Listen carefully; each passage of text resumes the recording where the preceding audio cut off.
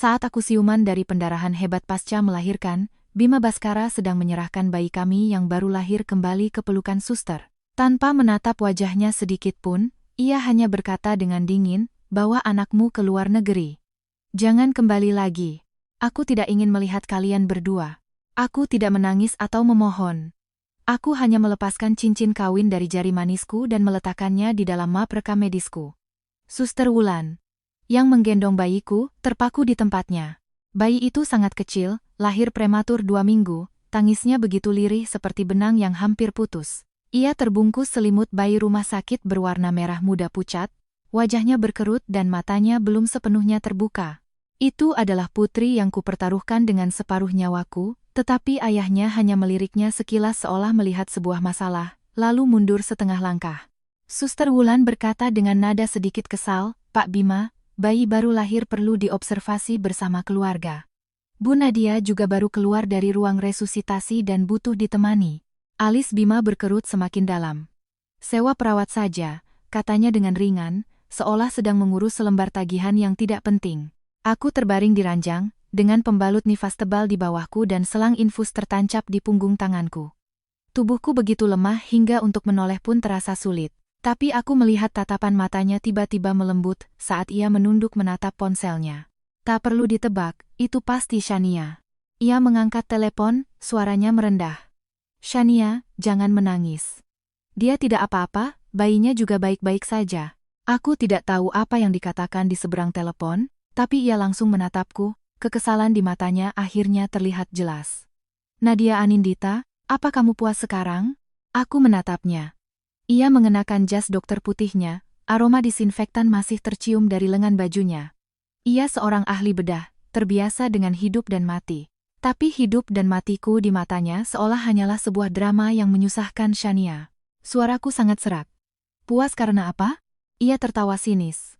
"Kamu tahu betul kondisi Shania sedang tidak baik, tapi kamu sengaja melahirkan hari ini. Kamu harus membuat semua orang menderita." Dua perawat di dekatnya mengangkat kepala. Dokter Chandra baru saja keluar dari ruangannya, masih memegang catatan resusitasiku. Mendengar kalimat itu, wajahnya menjadi muram. "Pak Bima, kontraksi seorang ibu tidak bisa memilih waktu. Bu Nadia tadi kehilangan darah lebih dari 1.500 ml, kami mengeluarkan 6 surat kondisi kritis. Anda sebagai suami tidak menandatangani satu pun." Sekilas rasa malu melintas di wajah Bima, tapi hanya sesaat. "Aku sedang bersama Shania," katanya, seolah itu adalah alasan yang cukup untuk segalanya. Tiba-tiba aku tertawa. Bukan karena lucu, tapi karena beban yang menekan hatiku selama bertahun-tahun tiba-tiba hancur berkeping-keping. Begitu hancur hingga tak terasa sakit lagi. 3 tahun lalu, saat aku menikah dengan Bima Baskara, semua orang bilang aku beruntung. Keluarga Bima adalah keluarga dokter yang terpandang di Jakarta. Bima sendiri masih muda, berprestasi, dan berwibawa. Kami bertemu lewat perjodohan. Di hari pernikahan, ia memegang tanganku dan berkata akan memenuhi tanggung jawabnya sebagai suami. Dan ia memang memenuhinya, seperti menyelesaikan tugas. Ia ingat hari ulang tahunku, tapi selalu menyuruh asistennya mengirim hadiah. Ia tahu aku hamil, tapi hanya menemaniku periksa kandungan 2 kali. Ia membelikan ranjang bayi, tapi di hari Shania kembali ke Indonesia, ia memberikan kunci kamar bayi itu kepadanya. Shania adalah cinta masa kecilnya. Begitu Shania kembali, Bima berubah total. Ia bilang dadanya sesak, lalu menyetir tengah malam untuk menemaninya.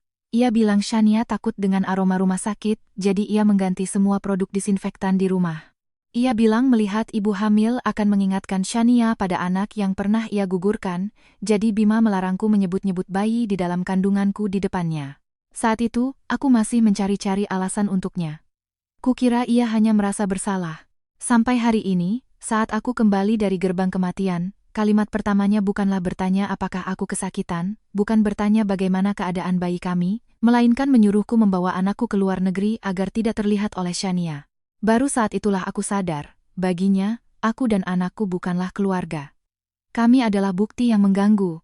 Suster Wulan membawa bayiku ke sisi ranjangku, berkata dengan lembut, "Bu Nadia, mau lihat bayinya?"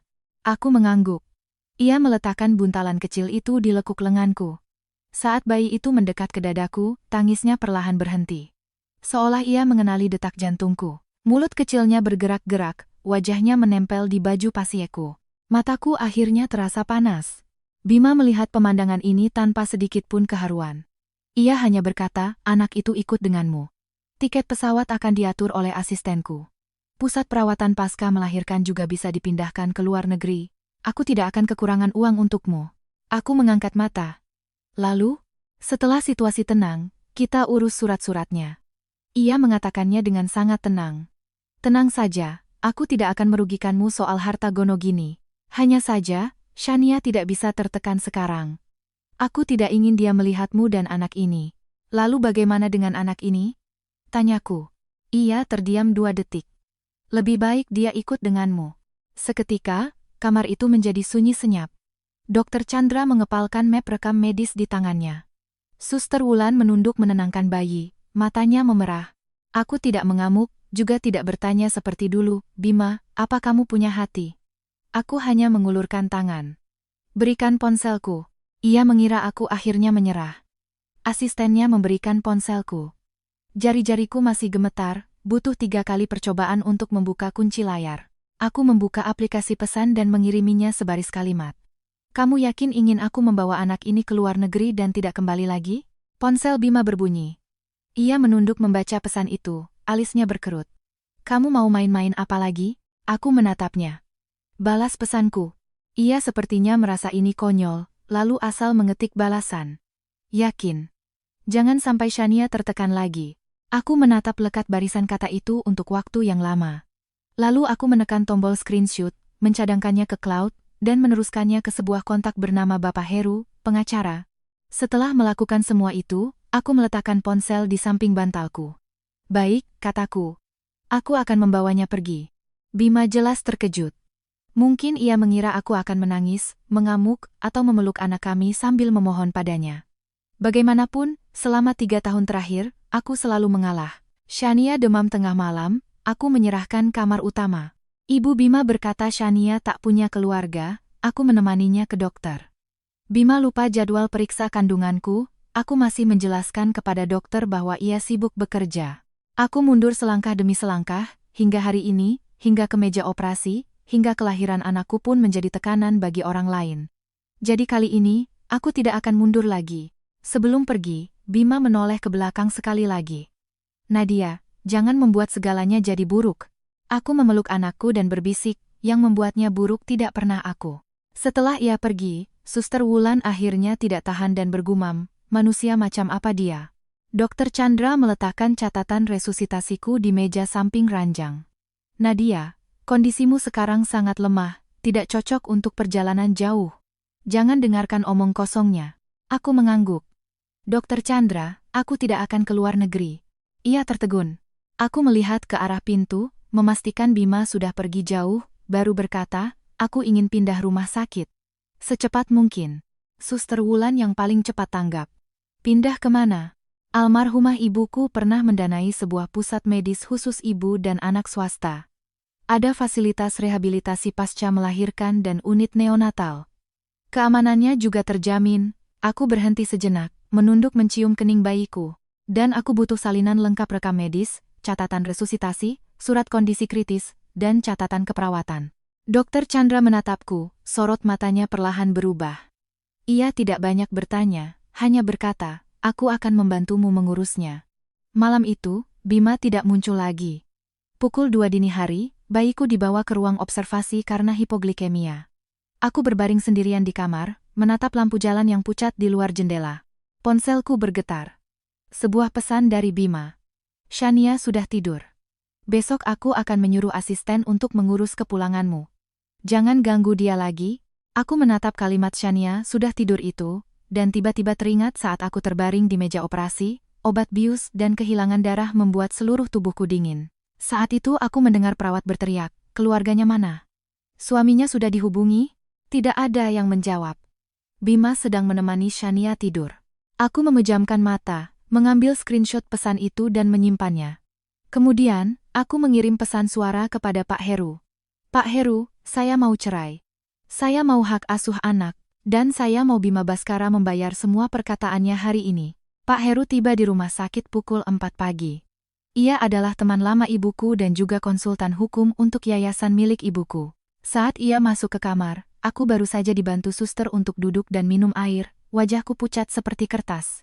Ia tidak langsung bertanya apa yang terjadi. Ia hanya berjalan ke sisi ranjang, menarik selimutku ke atas. Nadia, yang penting sekarang adalah bertahan hidup. Satu kalimat itu hampir membuat air mataku jatuh. Selama 3 tahun terakhir, semua orang di keluarga Bima menyuruhku menjadi istri yang baik. Ibu Bima berkata setelah menikah, wanita harus mengutamakan suami. Bima berkata Shania tidak punya rasa aman, jadi aku harus banyak mengalah. Bahkan aku sendiri berkata, sabar saja, setelah anak lahir semua akan baik-baik saja. Tapi tidak ada yang memberitahuku untuk bertahan hidup. Pak Heru mengeluarkan sebuah map. Catatan dari rumah sakit ini sudah saya minta Dokter Chandra untuk menyalinnya. Kondisimu tidak memungkinkan untuk tampil di depan, jadi saya yang akan mengurus kepindahanmu. Kita akan menggunakan ambulans medis, tidak akan melalui keluarga Bima. Bagaimana dengan bayinya? Tanyaku. Unit neonatal akan dipindahkan bersamaan. Kamu adalah ibunya, anak itu sekarang berada dalam pengawasanmu. Jika Bima mau menghalangi, ia harus punya dasar hukum. Aku mengangguk. Tubuhku terlalu lemah. Berbicara beberapa kalimat saja sudah membuatku berkeringat dingin. Suster Wulan menyekadahiku dan berbisik, Bu Nadia, jangan takut. Kejadian semalam, kami para perawat yang piket melihat semuanya. Aku menatapnya. Suster Wulan mengerucutkan bibirnya. Pak Bima mendorong bayi itu kembali dan mengatakan hal-hal itu, semua akan dicatat dalam laporan keperawatan. Tertulis bahwa keluarga menolak bekerja sama dalam perawatan bayi baru lahir. Aku berbisik, terima kasih. Matanya memerah. Saya seorang suster, tapi saya juga seorang ibu. Anak bukanlah alat untuk menekan siapapun. Pukul 7 pagi, asisten Bima datang. Ia membawa setumpuk dokumen kepulangan, masuk dengan sangat sopan. Ibu, Pak Bima meminta saya mengatur kepulangan ibu dan bayi. Institusi perawatan di luar negeri sedang dihubungi. Aku bersandar di ranjang, tidak bicara. Pak Heru duduk di sampingku dan menatapnya. Ibu Nadia tidak akan pulang. Beliau akan pindah rumah sakit. Asisten itu terkejut. Apa Pak Bima tahu soal ini? Pak Heru menutup pulpennya. Ibu Nadia adalah orang dewasa. Pindah rumah sakit tidak memerlukan izin suami. Wajah asisten itu berubah. Tapi Pak Bima bilang. Pak Bima kemarin mengatakan, agar Ibu Nadia membawa anaknya pergi dan jangan kembali. Pak Heru mengeluarkan salinan screenshot pesan teks dari map. Ini adalah pernyataan kehendaknya yang jelas. Kami hanya mengikuti permintaannya. Asisten itu terdiam. Ia mungkin tidak menyangka aku yang biasanya penurut akan menggunakan kata-kata Bima sebagai bukti. Dulu Bima juga sering mengucapkan kata-kata yang menyakitkan. Ia bilang, jangan perhitungan dengan Shania, kondisinya tidak baik. Ia bilang, kamu hamil. Bukan cacat, jangan manja. Ia bilang, setelah anak lahir, kamu harus tahu diri, jangan membuat Shania sedih. Setiap kali, aku berpura-pura tidak mendengar. Karena aku selalu berpikir, dalam rumah tangga, kata-kata kasar bisa diperbaiki perlahan-lahan. Sekarang aku baru tahu, beberapa kata bukanlah emosi sesaat, melainkan posisi yang sudah diatur di dalam hatinya. Pukul 10 pagi, ambulans medis berhenti di pintu belakang rawat inap. Pak Heru mengatur 2 perawat wanita. Dokter Chandra sendiri yang datang untuk serah terima. Suster Wulan membawa bayi dari ruang observasi neonatal, dengan hati-hati meletakkannya di dalam inkubator transport. Bayi itu tertidur. Alisnya sedikit berkerut. Aku menatapnya dari balik kotak transparan, menempelkan jariku di sana, hatiku terasa perih. Sayang, ibu akan membawamu pulang. Bukan ke rumah keluarga Bima, tapi ke rumahku. Sebelum pindah, aku melakukan 3 hal. Pertama, mematikan fitur berbagi lokasi antara aku dan Bima. Kedua, membekukan kartu kredit tambahanku yang selama ini digunakan untuk pengeluaran harian keluarga Bima. Ketiga, mengganti semua kata sandi kunci pintu digital di properti pranikahku, termasuk akses sidik jari Bima dan ibunya. Begitu aku melakukan hal ketiga, telepon dari ibu Bima langsung masuk. Suaranya melengking. Nadia Anindita. Apa maksudmu ini? Kenapa pintu rumah tidak bisa dibuka? Shania hari ini mau istirahat di sana, kenapa kamu ganti kata sandinya? Rumah itu adalah peninggalan ibuku. Terletak di pusat kota, tenang, dengan pencahayaan yang bagus. Setelah menikah, Ibu Bima berkata rumah tua keluarga Bima terlalu berisik, dan Shania yang baru kembali ke Indonesia butuh istirahat, jadi ia membiarkannya sesekali tinggal di sana. Saat itu aku hamil 7 bulan, berdiri di depan pintu melihat Shania mengenakan sandalku keluar dari kamar utama. Ia tersenyum dan berkata, "Kak Nadia, kamu tidak keberatan kan?" Kata Bima, "Kamu orangnya paling pengertian." Aku memang tidak langsung marah, karena Bima hari itu berkata, "Shania hanya menginap beberapa hari, jangan dibesar-besarkan." Beberapa hari itu menjadi 3 bulan. Sekarang, aku berkata kepada Ibu Bima di telepon, "Itu adalah properti pranikah saya. Mulai hari ini, tidak untuk disewakan." Ibu Bima seolah mendengar lelucon. "Kamu sudah menikah dengan keluarga Bima. Kenapa perhitungan sekali?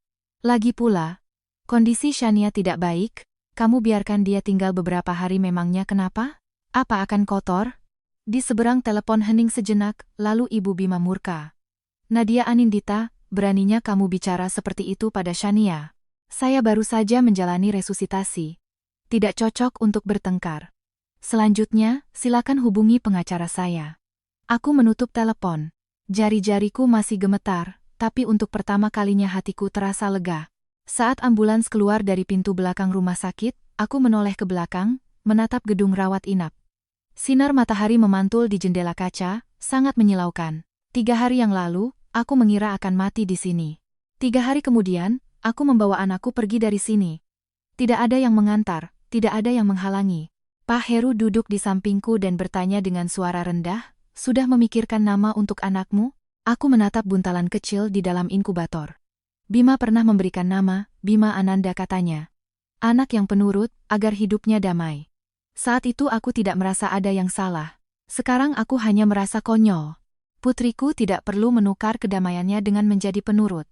"Namanya Kirana Anindita," kataku. "Kirana, cahaya. Anindita, sempurna. Mengikuti margaku." Pak Heru menatapku dengan sorot mata yang dalam. "Sudah yakin? Ini akan menjadi pertarungan yang sengit." Aku mengangguk. "Pak Heru, dulu saya kira mengalah bisa mendapatkan sebuah keluarga. Sekarang saya tahu, mengalah hanya akan membuat orang lain berpikir saya tidak punya batas." 2 hari setelah pindah, sore harinya, aku menerima telepon dari Bima. Aku tidak mengangkatnya. Ia menelepon 7 kali lagi. Akhirnya ia mengirim pesan. "Kamu di mana?" Aku menjawab. "Sesuai permintaanmu, membawa anak pergi." Ia baru membalas setelah waktu yang lama. "Jangan sinis. 3 hari lagi aku jemput di rumah sakit. Ada yang perlu kita bicarakan langsung." Aku menatap layar ponsel dan tiba-tiba tertawa. Ia mungkin mengira aku masih menunggu di tempat yang sama. Masih terbaring di kamar itu, menunggunya selesai dengan Shania, menunggunya berbelas kasihan, menunggunya datang untuk menentukan nasibku.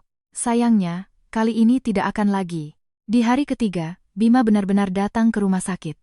Saat itu, aku sedang berada di pusat medis, menyusui Kirana untuk pertama kalinya. Tangan kecil Kirana menggenggam jariku, kekuatannya sangat kecil, tapi seolah menggenggam seluruh hidupku. Suster Wulan mengirimiku sebuah pesan. "Bu Nadia, dia datang." Disertai sebuah foto.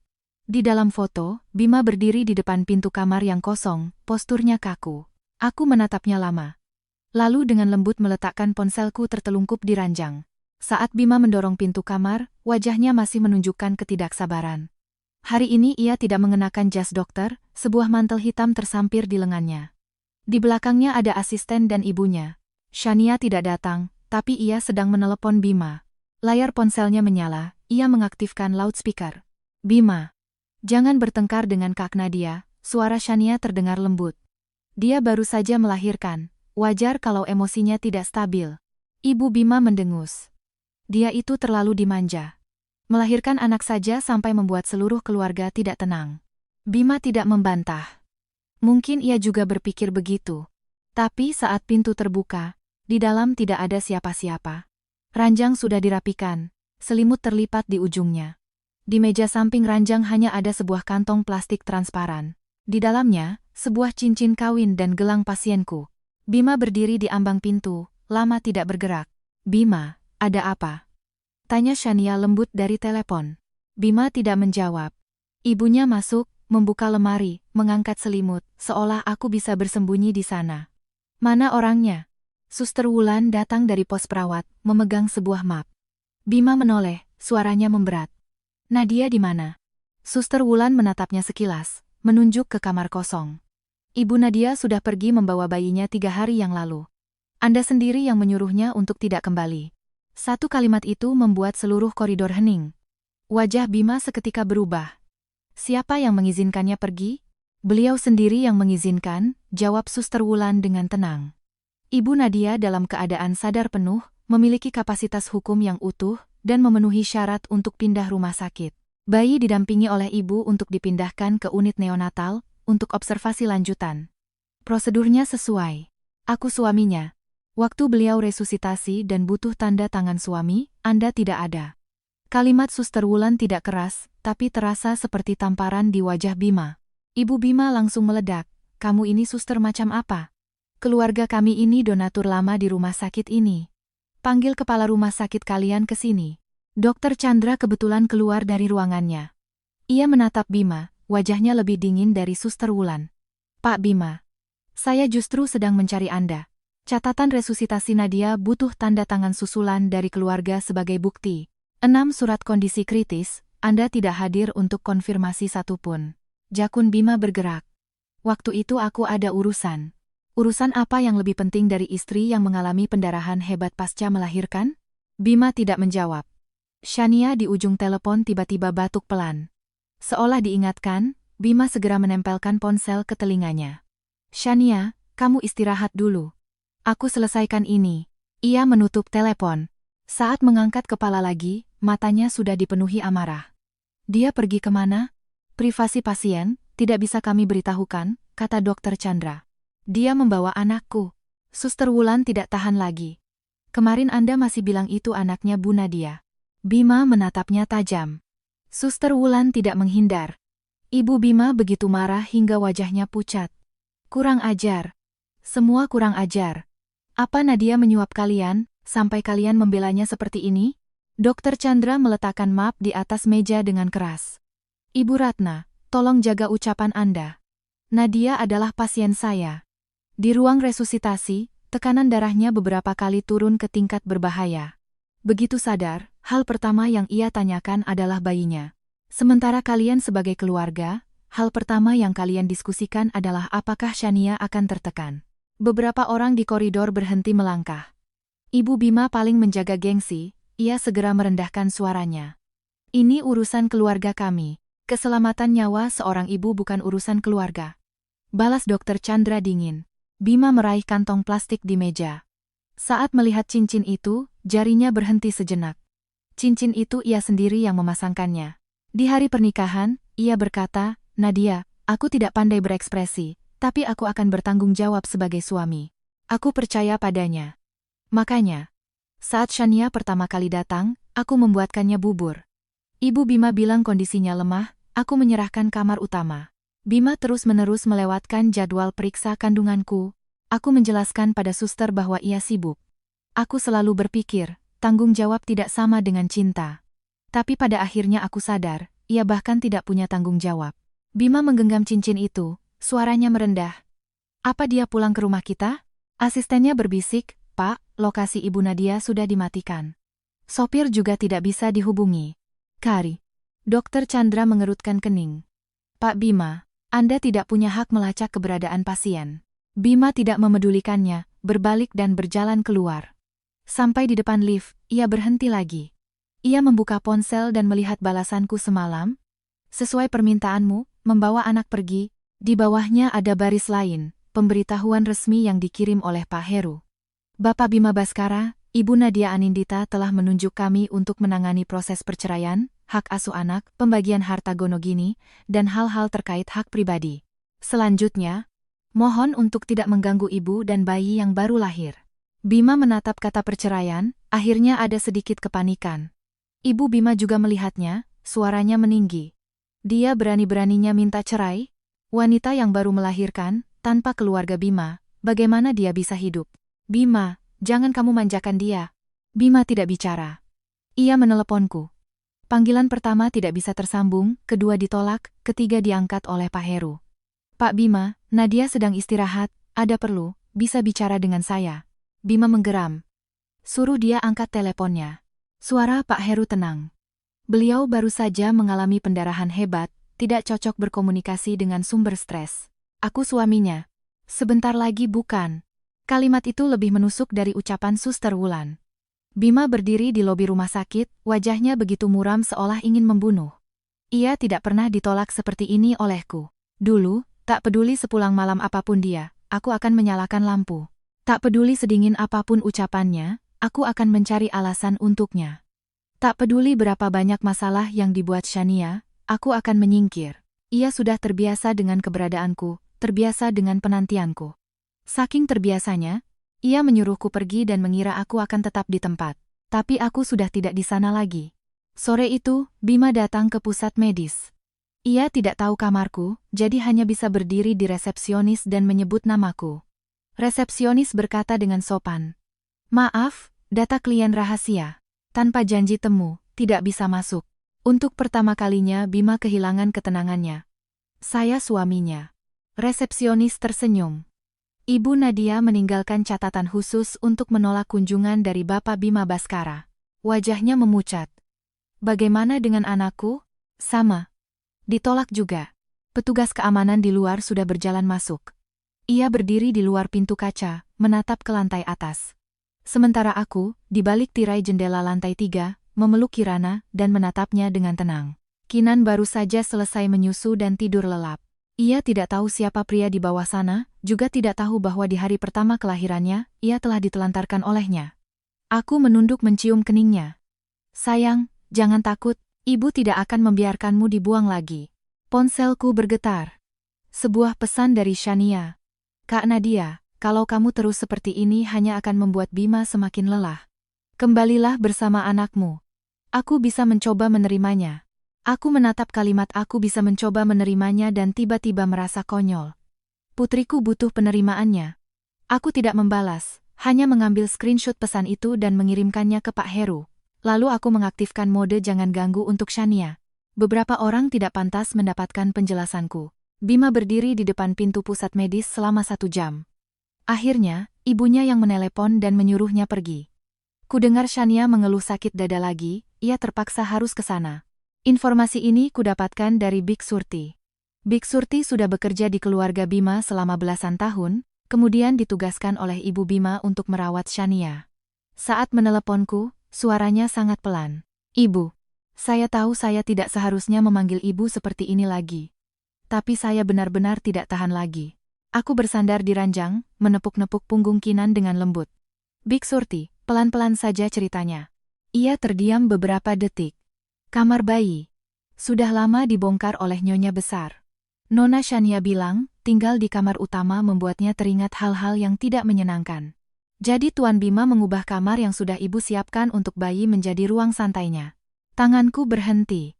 Kamar bayi itu aku dekorasi sendiri sedikit demi sedikit saat hamil 5 bulan. Bima jarang pulang, jadi aku sendiri yang memilih wallpaper, ranjang kecil, dan lemari sterilisasi botol susu. Aku juga menggantungkan lonceng angin kecil di dekat jendela, membayangkan saat anakku lahir, terkena sinar matahari dan tertiup angin, ia akan menyukainya. Kemudian Shania kembali. Bima bilang ia menginap beberapa hari. Saat itu perutku sudah sangat besar, naik tangga saja terengah-engah. Shania berdiri di ambang pintu kamar bayi, menyentuh lonceng angin itu dan berkata, "Cantik sekali. Sayang, sepertinya aku tidak akan pernah bisa memakainya seumur hidupku." Bima langsung menatapku, tatapannya seolah menyalahkanku karena telah membuatnya sedih. Keesokan harinya, pintu kamar bayi itu terkunci. Bima bilang formaldehida di dalamnya belum hilang, jadi untuk sementara jangan masuk. Ternyata bukan karena formaldehida. Ternyata, anakku bahkan sebelum lahir sudah diusir dari rumah itu oleh mereka. Bik Surti melanjutkan, "Saya sudah mengambil fotonya, Bu, saya kirimkan ke ibu. Jangan salahkan saya karena tidak memberitahu dari dulu. Saya hanya seorang pembantu." Aku berkata dengan lembut, "Saya tidak menyalahkanmu, Bik. Terima kasih." Foto itu segera terkirim. Ranjang bayi berwarna merah muda dibongkar, dan ditumpuk di sudut gudang. Lemari kecil yang tadinya berisi pakaian bayi yang tertata rapi kini kosong, digantikan oleh selendang dan aromaterapi milik Shania. Lonceng angin di dekat jendela dilepas dan dilemparkan ke dalam kardus. Aku menatapnya lama, dadaku terasa sesak. Bukan karena Bima, tapi karena Kirana. Ia bahkan belum datang ke dunia ini, tapi sudah dianggap tidak seharusnya ada oleh ayahnya sendiri. Setelah melihat foto itu, suara Pak Heru menjadi dingin. Ini bisa menjadi bukti pendukung bahwa lingkungan rumah tidak cocok untuk bayi. Nadia, yang harus kamu lakukan selanjutnya adalah menstabilkan kondisimu, jangan terpancing oleh mereka. Aku tahu. Tapi keluarga Bima tidak akan membiarkanku tenang. Malam itu, Ibu Bima datang ke pusat medis bersama dua kerabatnya. Ia tidak bisa masuk, jadi ia membuat keributan di lobi. Saya mau melihat cucu saya. Kenapa tidak boleh masuk? Nadia Anindita, jangan bersembunyi di dalam. Anak itu bermarga Baskara, dia darah daging keluarga kami. Manajer resepsionis meneleponku untuk konfirmasi. Aku bilang, laporkan ke polisi. Saya tidak menerima kunjungan. Ibu Bima mungkin tidak menyangka aku akan sekeras ini. Ia berteriak di telepon, Nadia Anindita, jangan tidak tahu diri. Kamu makan dari keluarga Bima. Tinggal di rumah keluarga Bima. Sekarang sudah melahirkan anak, kamu mau menggunakannya untuk mengancam Bima. Wanita sepertimu sudah banyak kulihat. Aku menyalakan perekam suara di ponsel dan meletakkannya di meja. Ibu Ratna, saya makan dari uang sewa properti pranikah saya, tinggal di rumah peninggalan ibu saya. Selama kehamilan, keluarga Bima tidak pernah memberikan saya biaya hidup apapun. Mengenai anak, ia sekarang mengikuti marga saya, Anindita. Ibu Bima menjerit. Beraninya kamu. Akta kelahirannya belum final. Saya berhak mengajukan permohonan nama dari pihak ibu. Bima kemarin sudah dengan jelas menyatakan bahwa anak itu adalah anak saya dan meminta saya membawanya pergi. Ibu Bima terengah-engah karena marah. Itu kan cuma ucapan emosi. Saya menganggapnya serius. Aku menutup telepon dan mengirimkan rekaman itu ke Pak Heru. Pak Heru membalas dengan cepat. Bagus. Mulai sekarang, rekam semua komunikasi. Jangan temui mereka sendirian. Aku menatap barisan kata itu, tiba-tiba teringat diriku yang dulu.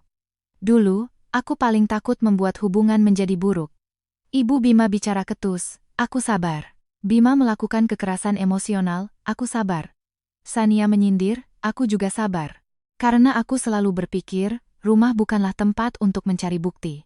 Tapi mereka mendorongku ke meja operasi, mendorong bayiku ke posisi yang tidak diinginkan. Baru saat itu aku sadar, jika di rumah tidak ada yang mau mengerti, maka aku hanya bisa mengandalkan bukti. Keesokan harinya, Pak Heru menemaniku mengurus beberapa dokumen kelahiran untuk Kirana. Bayi masih terlalu kecil untuk terkena angin, jadi sepanjang jalan ia digendong oleh perawat di dalam gendongan bayi. Di keningnya masih ada bekas samar stiker monitor. Petugas bertanya, informasi ayah untuk sementara tidak diisi? Aku memegang pulpen, berhenti beberapa detik. Pak Heru menatapku, tidak mendesak. Aku menunduk dan di kolom wali, aku menulis namaku.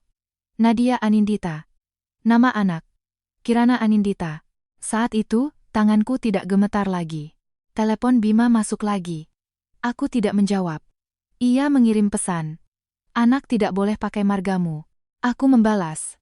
Di hari kelahirannya, kamu bilang dia anakku. Ia baru membalas setelah waktu yang lama. Nadia, jangan paksa aku. Aku tertawa. Kalimat ini sudah terlalu sering ku dengar. Aku melarang Shania tinggal di rumahku, ia bilang jangan paksa dia merasa sulit. Aku tidak mau mengubah jadwal periksa kandunganku ke tengah malam, ia bilang jangan paksa dia kecewa. Aku tidak mau memberikan otorisasi yayasan ibuku untuk proyek rumah sakitnya, ia bilang jangan paksa dia memohon. Setiap kali, ia membungkus pilihannya seolah-olah aku yang memaksanya. Kali ini aku langsung membalas. Bima. Sejak hari aku mengalami pendarahan hebat pasca melahirkan, kamu sudah tidak punya hak untuk mengancamku. Setelah pesan itu terkirim, ia tidak membalas lagi. Tapi Shania yang datang. Ia tidak masuk ke pusat medis, hanya meminta resepsionis mengantarkan seikat mawar putih dan sebuah kartu. Di kartu tertulis, Kak Nadia, anak tidak bersalah. Masalah orang dewasa jangan melibatkan dia. Kembalilah. Aku bersedia pindah. Tulisannya sangat indah, seindah pisau. Aku memfoto kartu itu untuk arsip, lalu meminta perawat mengembalikan bunga dan kartu itu ke resepsionis. Katanya, saat Shania menerima bunga itu, matanya memerah. Kebetulan ada orang yang merekam video. Malam itu, sebuah akun gosip lokal di media sosial mengunggah video buram dengan judul Istri Dr. B diduga kabur pasca melahirkan. Cinta masa kecil yang sakit-sakitan tetap kirim bunga memohon kembali. Di dalam video, Shania mengenakan gaun putih, memeluk bunga yang dikembalikan, menunduk menyeka air mata. Kolom komentar penuh dengan hujatan. Kabur pasca melahirkan? Seram banget. Aku tahu Dokter B, orangnya baik banget. Istrinya mungkin kena baby blues. Cinta masa kecilnya saja sudah begitu pengertian, istrinya masih saja berulah. Pak Heru bertanya apakah aku ingin segera merespons. Aku menatap Kirana yang tertidur pulas. Jangan terburu-buru, jawabku. Karena dia ingin memperbesar masalah, biarkan saja. Aku sudah tidak takut lagi lukaku dilihat orang. Aku hanya takut lukanya membusuk di dalam dan tidak ada yang pernah tahu siapa yang menusukkan pisaunya. Acara makan malam keluarga Bima diadakan pada hari Sabtu. Katanya makan malam keluarga, tapi sebenarnya adalah pengadilan. Ibu Bima sendiri yang mengirim pesan kepada Pak Heru, mengatakan bagaimanapun juga harus duduk bersama dan bicara. Ia bilang semua kerabat dan para tetua keluarga Bima akan hadir, Nadia tidak boleh kehilangan sopan santun dasarnya. Pak Heru menyarankan agar aku tidak pergi. Tapi aku bilang, aku akan pergi. Beberapa hal, jika dibicarakan di balik pintu tertutup, mereka akan pura-pura tidak mendengar. Kalau begitu, katakan saja di depan semua orang. Kondisiku belum pulih sepenuhnya.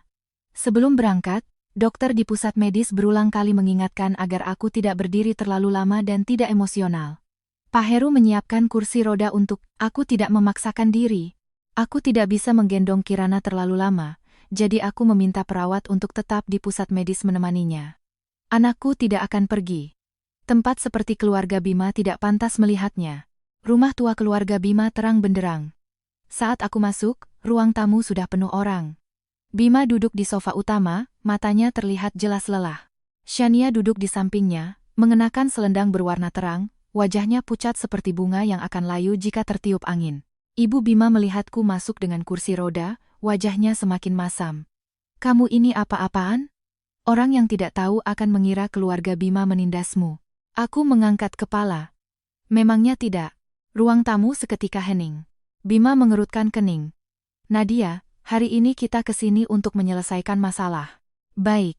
Aku memberi isyarat pada Pak Heru untuk meletakkan map dokumen di atas meja. Kalau begitu, mari kita selesaikan. Shania angkat bicara dengan lembut. Kak Nadia, maafkan aku. Semua ini karena aku. Kalau bukan karena kondisiku yang tidak baik, Bima tidak akan. Tidak akan apa? Aku menatapnya. Tidak akan menandatangani surat kondisi kritis saat aku pendarahan hebat? Tidak akan menyerahkan bayi yang baru lahir ke suster? Tidak akan menyuruhku membawa anakku ke luar negeri dan jangan kembali? Mata Shania memerah. Aku tidak bermaksud begitu. Bima langsung berkata dengan tegas, Nadia, Shania berniat baik. Aku tahu dia berniat baik, aku mengangguk. Jadi aku yang pantas menanggung semuanya. Ibu Bima menggebrak meja. Kalau bicara jangan menyindir. Kamu tahu kan kondisi Shania seperti apa? Dia pernah terluka demi Bima dulu. Melihat anak tentu akan membuatnya tertekan. Kamu sebagai istri, mengerti sedikit kenapa? Aku menatap Ibu Bima. Saya sudah mengerti selama 3 tahun. Dia tinggal di properti pranikah saya mengerti. Dia memakai kamar utama saya mengerti. Dia menelepon suami saya tengah malam, saya mengerti. Dia bilang melihat ibu hamil membuatnya sedih, jadi saya yang hamil 8 bulan tidak berani muncul di depannya. Saya juga mengerti. Aku mengeluarkan lembar pertama dari map dan meletakkannya di meja. Tapi saat saya pendarahan hebat, siapa yang mengerti saya? Itu adalah surat kondisi kritis pertama. Lalu yang kedua, ketiga, keempat, kelima, keenam. 6 lembar kertas terhampar satu persatu. Wajah para kerabat perlahan berubah. Tante Bima berbisik. Kenapa bisa separah ini? Aku menatap Bima. Kamu tahu? Jakunnya bergerak. Tahu setelahnya. Setelahnya? Aku tertawa. Saat aku didorong ke ruang resusitasi, perawat meneleponmu, kamu menolaknya. Dokter meminta tanda tangan keluarga, kamu bilang sedang menemani Shania. Setelah bayi lahir, kalimat pertamamu bukan bertanya apakah aku bisa selamat, tapi menyuruhku membawa anakku ke luar negeri agar tidak membuat dia tertekan. Aku beralih ke Shania. Nona Shania, serapuh apa dirimu sampai seorang pria tega mengabaikan nyawa istri dan putrinya sendiri? Wajah Shania semakin pucat. Ia memegangi dadanya, air mata berjatuhan. Kak Nadia, aku tahu kamu membenciku. Tapi kamu tidak bisa bicara seperti ini. Aku tidak pernah ingin merebut apapun darimu. Benarkah? Pak Heru membuka tablet dan menampilkan foto yang dikirim Bik Surti. Foto kamar bayi yang dibongkar muncul di layar. Ranjang bayi merah muda dilempar ke gudang, lonceng angin dibuang ke dalam kardus, lemari dipenuhi selendang Shania. Ruang tamu kembali hening. Ibu Bima panik. Siapa yang mengambil foto ini? Intinya bukan siapa yang mengambil foto, kataku. Intinya adalah, sebelum anak saya lahir, kamarnya sudah kalian berikan kepada Shania. Shania buru-buru menjelaskan, aku tidak tahu itu kamar bayi. Bima bilang kamar itu kosong. Aku tidak bilang begitu, Bima tiba-tiba menyela, menatap Shania. Malam ini, untuk pertama kalinya ia tidak langsung membelanya. Aku melihat kilatan panik di matanya. Bima menatap foto itu, suaranya agak serak. Aku bilang untuk sementara jangan biarkan Nadia masuk. Ibu Bima langsung menyambung, itu kan juga demi Shania. Emosinya tidak stabil, kalau tidur di kamar lain tidak bisa nyenyak. Cuma kamar bayi saja, anak sekecil itu tidur di mana saja kan bisa. Aku menatapnya tajam. Jadi di mata kalian, putriku bahkan tidak pantas mendapatkan satu kamar pun? Ibu Bima terdiam. Aku mengeluarkan ponselku lagi, membuka pesan dari Bima. Yakin? Jangan sampai Shania tertekan lagi. Aku menghadapkan layar itu ke semua orang. Ini konfirmasi langsung darinya. Bukan ucapan emosi, bukan salah paham.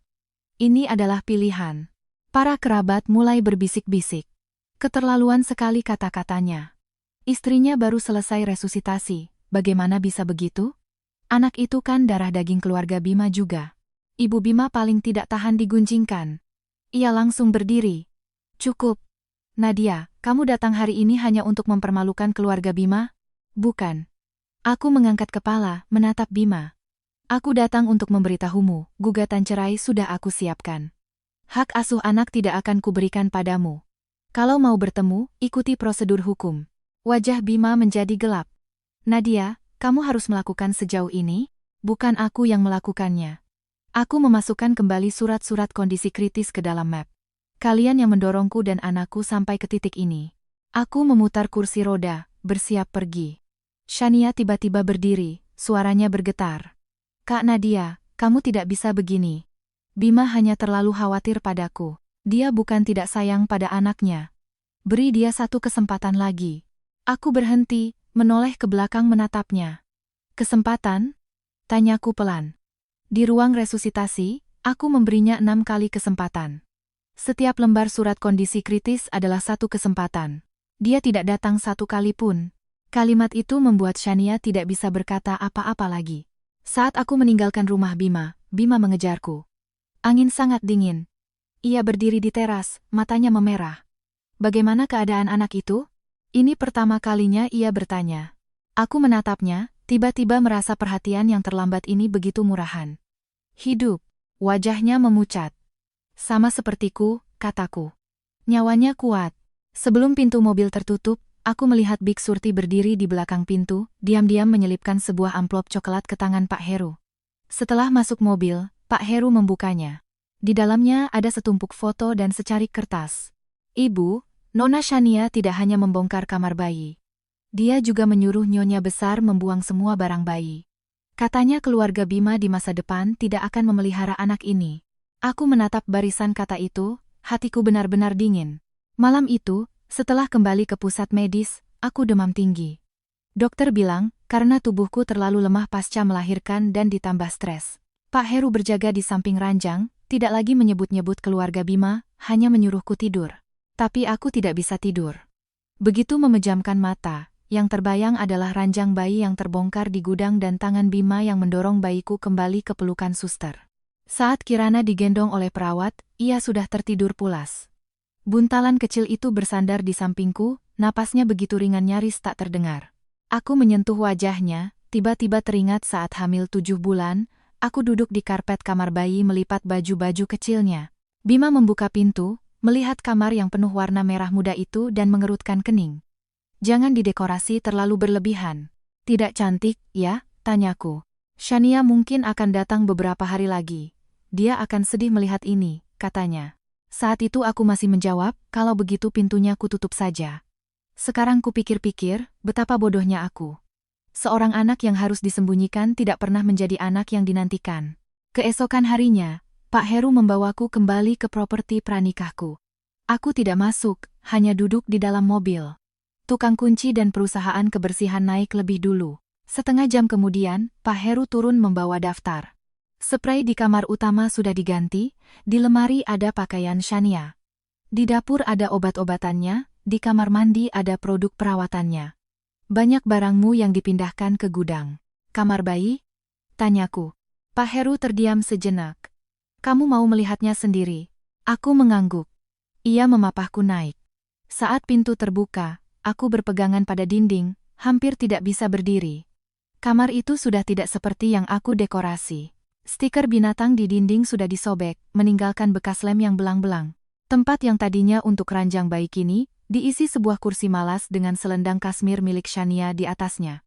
Lonceng angin di dekat jendela hilang, digantikan sepot bunga mawar putih. Aku berjalan ke gudang. Ranjang bayi dibongkar menjadi beberapa bagian, sekrupnya berserakan di dalam kardus. Beberapa pakaian bayi labelnya sudah digunting tapi tidak pernah dipakai, hanya dijejalkan begitu saja di dasar kotak. Aku tidak bisa berjongkok. Hanya bisa berpegangan pada kusen pintu dan melihat. Hatiku terasa seperti digila sesuatu yang berat. Pak Heru berbisik, Nadia, sudah cukup, kita pergi. Aku menggeleng. Foto. Setiap sudut, difoto. Setiap barang yang dibuang, difoto. Bukan untuk mencari simpati. Tapi agar di masa depan, setiap orang yang mendengar Bima berkata aku bukannya tidak sayang anak, mereka tahu betapa terlambat dan palsunya cintanya itu. Setelah mendata semua barang di rumah, aku meminta semua barang Shania dikemas. Ibu Bima datang setelah dihubungi, saat barang-barang itu sudah dipindahkan ke lantai bawah. Melihat tumpukan kardus, ia gemetar karena marah. Nadia Anindita, kamu gila. Obat-obatan Shania juga ada di dalam. Kalau terjadi apa-apa padanya, kamu yang tanggung jawab. Aku berdiri di koridor, masih mengenakan mantel tebal. Obatnya, dia yang tanggung jawab sendiri. Ibu Bima maju ingin mendorongku, tapi dihalangi oleh Pak Heru. Ibu Ratna, Nadia sedang dalam masa pemulihan pasca melahirkan. Jika Anda berani menyentuhnya, saya akan lapor polisi. Ibu Bima menunjukku dan memaki. Jangan lupa, kamu masih menantu keluarga Bima. Aku menatapnya. Sebentar lagi bukan. Wajahnya menegang. Aku melanjutkan, rumah ini adalah properti pranikah saya. Kalian mengizinkan Shania tinggal di sini dalam jangka waktu lama tanpa izin saya bisa menuntut atas penguasaan ilegal dan kerugian. Mengingat hubungan 3 tahun terakhir, saya hanya meminta dia pindah sebelum malam ini. Hubungan? Ibu Bima tertawa sinis. Kamu masih berani bicara hubungan? Kalau bukan karena keluarga Bima, kamu bisa menikah dengan Bima? Kamu itu wanita yatim piatu. Sebelum ia selesai, aku memotongnya. Ratna. Ini pertama kalinya aku memanggil namanya langsung. Ibu Bima tertegun. Suaraku tidak keras, tapi sangat jelas. Saya yatim piatu bukan berarti saya tidak punya sopan santun. Sebaliknya, Anda punya anak, punya keluarga besar, tapi tetap tidak bisa mendidik seorang pria yang mau menandatangani surat kondisi kritis istrinya. Beberapa tetangga di koridor menjulurkan kepala. Wajah Ibu Bima memerah. Kamu. Aku tidak lagi menatapnya.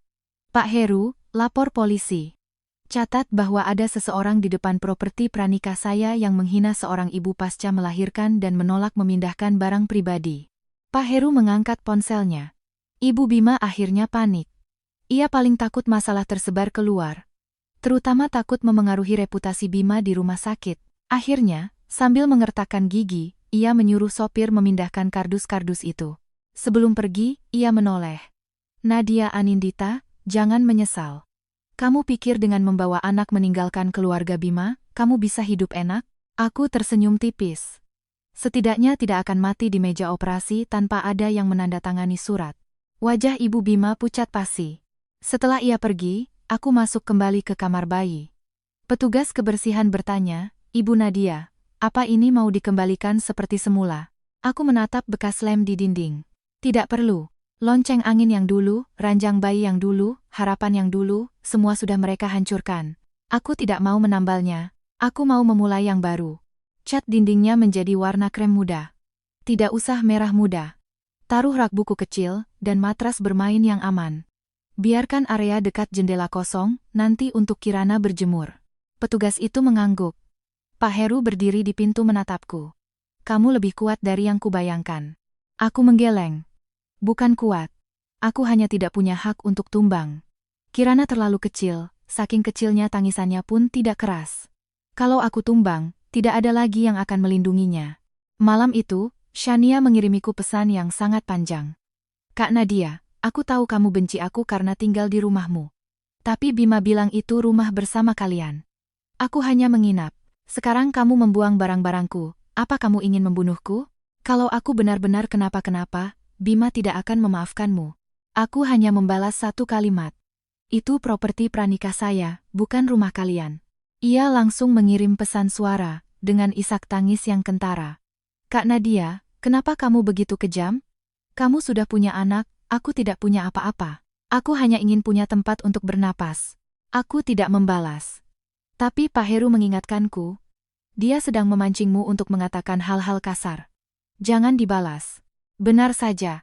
Setengah jam kemudian, video baru muncul di internet. Kali ini judulnya lebih kejam.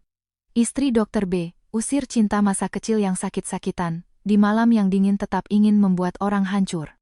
Di dalam video, Shania berdiri di lantai bawah, memeluk kardus, menangis terseduh-seduh, kolom komentar mulai memakiku jahat. Bima juga menelepon, aku mengangkatnya. Begitu tersambung, suaranya sudah menahan amarah. Nadia, kamu membuang obat-obatan Shania? Aku menyalakan loudspeaker, Pak Heru menekan tombol rekam. Semua barangnya dikemas utuh dan dibawa oleh sopir keluarga Bima. Ada CCTV di bawah, catatan pengangkutan juga ada di pihak keamanan gedung. Bima terdiam sejenak. Kamu masih ada urusan lain? Tanyaku. Kamu harus seperti ini? Memperbesar semua masalah di internet, mendorong Shania ke jurang? Aku tertawa. Video itu bukan aku yang unggah. Yang menangis bukan aku. Yang membentuk citra korban dari cinta masa kecil yang sakit-sakitan juga bukan aku, Bima. Bima terdiam. Aku melanjutkan. Tapi karena kamu menyinggung internet, aku bisa mengingatkanmu. Surat-surat kondisi kritisku, pesan teksmu yang menyuruhku membawa anak ke luar negeri, foto kamar bayi yang dibongkar, semua itu belum aku unggah. Napasnya tertahan. Nadia, kamu mengancamku. Tidak. Aku menatap malam yang gelap di luar jendela. Aku hanya memberitahumu, aku tidak akan lagi menutupi aib kalian. Hari Bima melapor ke polisi, aku sedang kontrol di rumah sakit. Dokter Chandra selesai memeriksa lukaku, ekspresinya kurang baik. Pemulihannya lebih lambat dari perkiraan. Akhir-akhir ini kamu kurang tidur, ya? Aku merapikan bajuku, tidak bicara. Dokter Chandra menghela napas. Nadia, kamu bisa menuntut, bisa cerai, tapi jangan abaikan tubuhmu. Pendarahan hebat pasca melahirkan bukan hal sepele, masa pemulihannya masih panjang. Aku mengangguk. Saya tahu. Sebenarnya aku tidak tahu. Dulu aku selalu merasa bisa menanggung semuanya. Ibu meninggal. Aku tanggung. Diperlakukan dingin di keluarga Bima, aku tanggung. Hamil dan periksa kandungan sendirian, aku juga tanggung. Sampai saat melahirkan Kirana, aku terbaring di meja operasi mendengar monitor berbunyi semakin cepat. Baru pertama kali aku sadar, aku juga bisa mati. Dan jika aku mati, Kirana akan jatuh ke tangan siapa? Memikirkan itu, punggungku terasa dingin.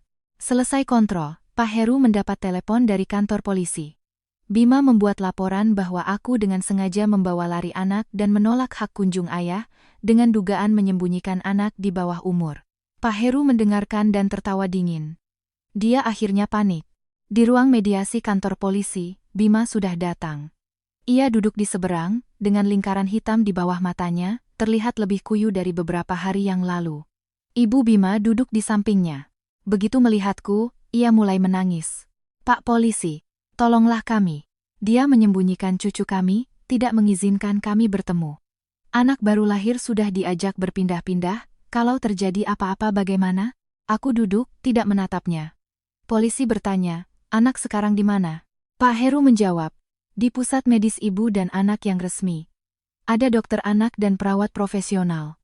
Ini bukti pendaftaran, catatan pemeriksaan, dan bukti pembayaran. Ia menyerahkan dokumen-dokumen itu.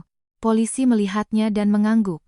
Ia bertanya lagi pada Bima, Anda bilang pihak sana menyembunyikan anak. Apa ada bukti yang menunjukkan anak berada dalam kondisi berbahaya? Bima menatapku. Emosinya tidak stabil pasca melahirkan. Aku tertawa. Saya tidak stabil? Bima mengerutkan kening.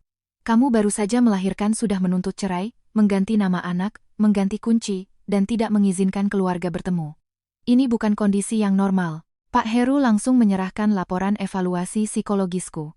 Kondisi emosional Ibu Nadia pasca melahirkan masih dalam batas normal. Tidak ada kecenderungan menyakiti diri sendiri atau bayi. Sebaliknya, Pak Bima tidak hadir selama masa kritis ibu, menolak merawat bayi pasca lahir, dan dengan alasan cinta masa kecilnya tertekan, meminta ibu dan bayi untuk meninggalkan negara. Ini ada catatan rumah sakit dan pesan teksnya. Salinan cetak pesan teks itu diletakkan di meja. Yakin. Jangan sampai Shania tertekan lagi. Polisi melihat kalimat itu dan menatap Bima. Wajah Bima terlihat buruk. Itu ucapan emosi. Akhirnya aku menatapnya. Hari itu kamu mengatakannya dengan sangat tenang. Bibirnya bergerak-gerak. Aku melanjutkan, saat kamu mendorong bayi itu ke suster, kamu juga sangat tenang. Suster Wulan datang sebagai saksi. Ia berdiri di ruang mediasi dan menceritakan kejadian hari itu dengan lengkap. Ibu baru saja keluar dari ruang resusitasi, tubuhnya sangat lemah. Pak Bima melihat bayi, menolak menggendongnya, dan bilang akan menyewa perawat. Kemudian ia meminta ibu untuk membawa bayinya ke luar negeri dan jangan kembali, alasannya takut Nona Shania tertekan. Bima mengepalkan tangannya. Ibu Bima langsung berkata, ucapan seorang suster mana bisa dipercaya. Pasti dia sudah disuap oleh Nadia. Polisi mengerutkan kening. Mohon jaga ucapan Anda. Dr. Chandra kemudian juga menyerahkan keterangan tertulis, di dalamnya tertulis dengan jelas bahwa Nadia mengalami pendarahan hebat pasca persalinan, dan Bima sebagai suami, tidak segera hadir untuk menandatangani surat kondisi kritis. Kerja sama dari pihak keluarga setelahnya juga sangat minim. Satu persatu dokumen diletakkan di meja. Tangisan Ibu Bima semakin lirih. Polisi akhirnya berkata, saat ini, tampaknya anak berada dalam perawatan ibu dan tidak ada unsur pelanggaran hukum. Masalah hak kunjung ayah adalah sengketa perdata, disarankan diselesaikan melalui pengadilan atau pengacara masing-masing. Mohon untuk tidak lagi menggunakan laporan polisi sebagai cara untuk menekan seorang ibu pasca melahirkan. Wajah Bima pucat pasi. Saat keluar dari kantor polisi, ia mengejarku. Nadia. Aku berhenti. Ia menatapku, matanya dipenuhi kekesalan yang tak tertahankan, dan sedikit kepanikan yang tidak kumengerti. Sebenarnya kamu mau apa? Cerai, kataku. Anak ikut aku, kamu membayar tunjangan anak sesuai hukum. Hak kunjung diputuskan oleh pengadilan. Aku ayahnya. Di hari pertama kelahirannya, kamu tidak berkata begitu. Ia terdiam, tidak bisa membantah. Ibu Bima tidak tahan dan menyela, jangan keterlaluan. Di dalam tubuh anak itu mengalir darah keluarga Bima. Kamu pikir mengganti namanya bisa mengubah segalanya? Aku menatapnya. Hubungan darah bukan kartu bebas dari hukuman, Bu. Kalian bukan ingin bertemu anak. Kalian tiba-tiba sadar bahwa yang kalian buang adalah cucu pertama keluarga Bima. Wajah Ibu Bima berubah. Aku benar. Jika Kirana hanya seorang anak perempuan, hanya seorang anak yang akan membuat Shania tertekan, mereka bisa membuangnya. Tapi saat para kerabat mulai bergunjing, saat para tetua keluarga Bima tahu, Bima punya anak kandung tapi diusir, mereka panik. Bukan karena cinta, tapi karena gengsi. Bima berkata dengan tegas, Nadia, aku akui hari itu aku salah bicara. Ini pertama kalinya ia mengaku. Tapi hatiku tidak merasakan apa-apa. Tapi kamu tidak bisa menyangkal bahwa aku tidak benar-benar membuang anak itu. Apa yang dimaksud dengan benar-benar membuang? Tanyaku. Apakah dengan memberikan kamar bayinya kepada Shania? Apakah dengan membiarkannya digendong oleh suster di hari pertama kelahirannya? Atau dengan menyuruhku membawanya ke luar negeri dan jangan pernah muncul di hadapanmu lagi? Wajahnya perlahan memucat. Aku tidak bicara lagi, berbalik dan masuk ke mobil. Pak Heru sudah menunggu di kursi pengemudi. Setelah mobil berjalan beberapa jauh, ia berkata, pihak bank sudah memberi kabar. Beberapa transfer besar yang dulu kamu berikan ke keluarga Bima, ada yang atas nama pinjaman, bukan hibah. Bisa kita tagih. Aku memejamkan mata. Tagih. Pak Heru menatapku, termasuk biaya perawatan Shania. Aku membuka mata. 3 tahun lalu, saat Shania baru kembali, Bima bilang kondisinya buruk dan perlu dirawat di panti rehabilitasi. Ibu Bima bilang keluarga Bima sedang ada kesulitan arus kas, memintaku untuk menalangi dulu. Saat itu aku hamil belum genap 3 bulan, dengan bodohnya mengambil dividen dari yayasan ibuku, satu persatu. Kukira aku sedang membantu suami. Sekarang aku baru tahu, aku sedang membiayai orang yang mengusirku dan anakku dari rumah. Tagih semuanya, kataku. Tidak ada 1 sen pun yang tersisa. Pak Heru mengangguk. Baik, ponselku menyala. Sebuah foto dari nomor tak dikenal. Di foto itu, Shania duduk di mobil Bima, tersenyum bersandar di bahunya. Di bawahnya ada sebaris kalimat, Kak Nadia, kamu tidak akan menang. Bima sekarang hanya merasa bersalah. Setelah dia tenang, dia akan kembali padaku. Aku menatap foto itu, tiba-tiba merasa kasihan padanya. Ia mengira aku masih memperebutkan Bima. Padahal aku sudah tidak menginginkannya lagi. Aku meneruskan foto itu ke Pak Heru, tambahkan ke bukti, hubungan dekat jangka panjang selama pernikahan. Lalu aku menghapus foto aslinya. Hari aku secara resmi mencabut otorisasi yayasan, Bima sedang rapat proyek di rumah sakit. Proyek itu bernama Program Bantuan Kritis Ibu dan Anak Anindita. Nama itu ia yang berikan dulu.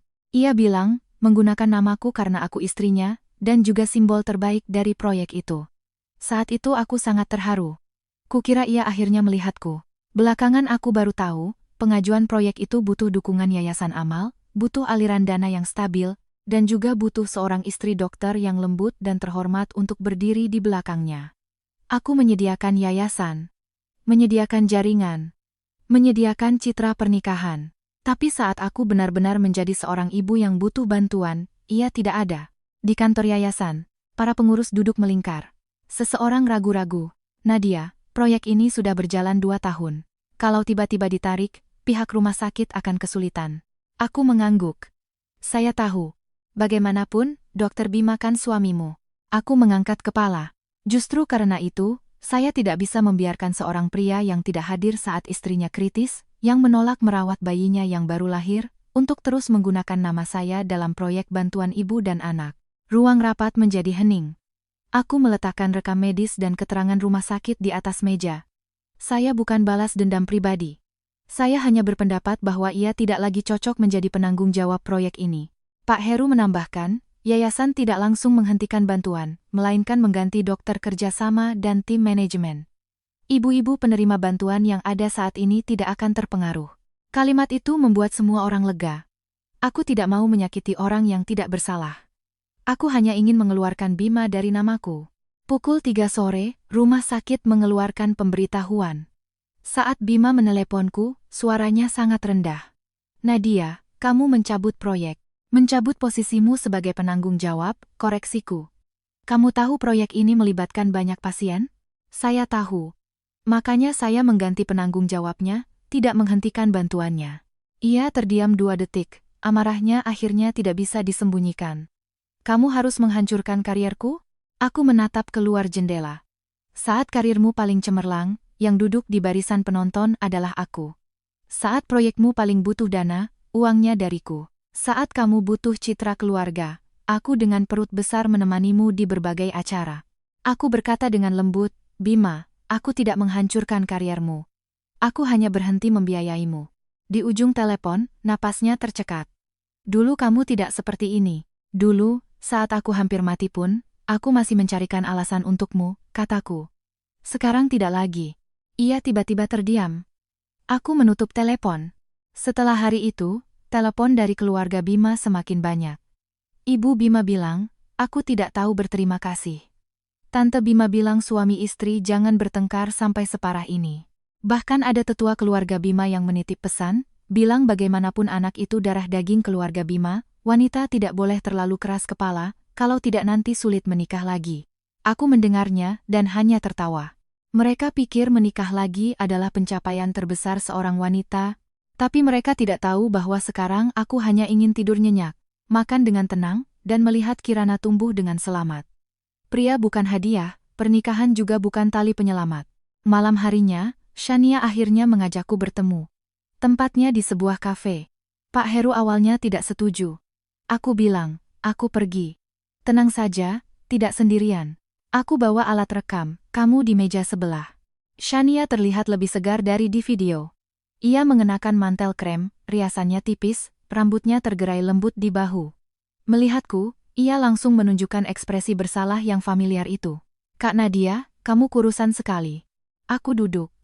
Langsung ke intinya saja. Matanya kembali memerah. Apa kamu harus mendorong Bima sampai seperti ini? Beberapa hari ini dia hampir tidak tidur. Proyek rumah sakitnya juga kamu cabut. Ibu sampai darah tingginya naik. Lalu, kataku.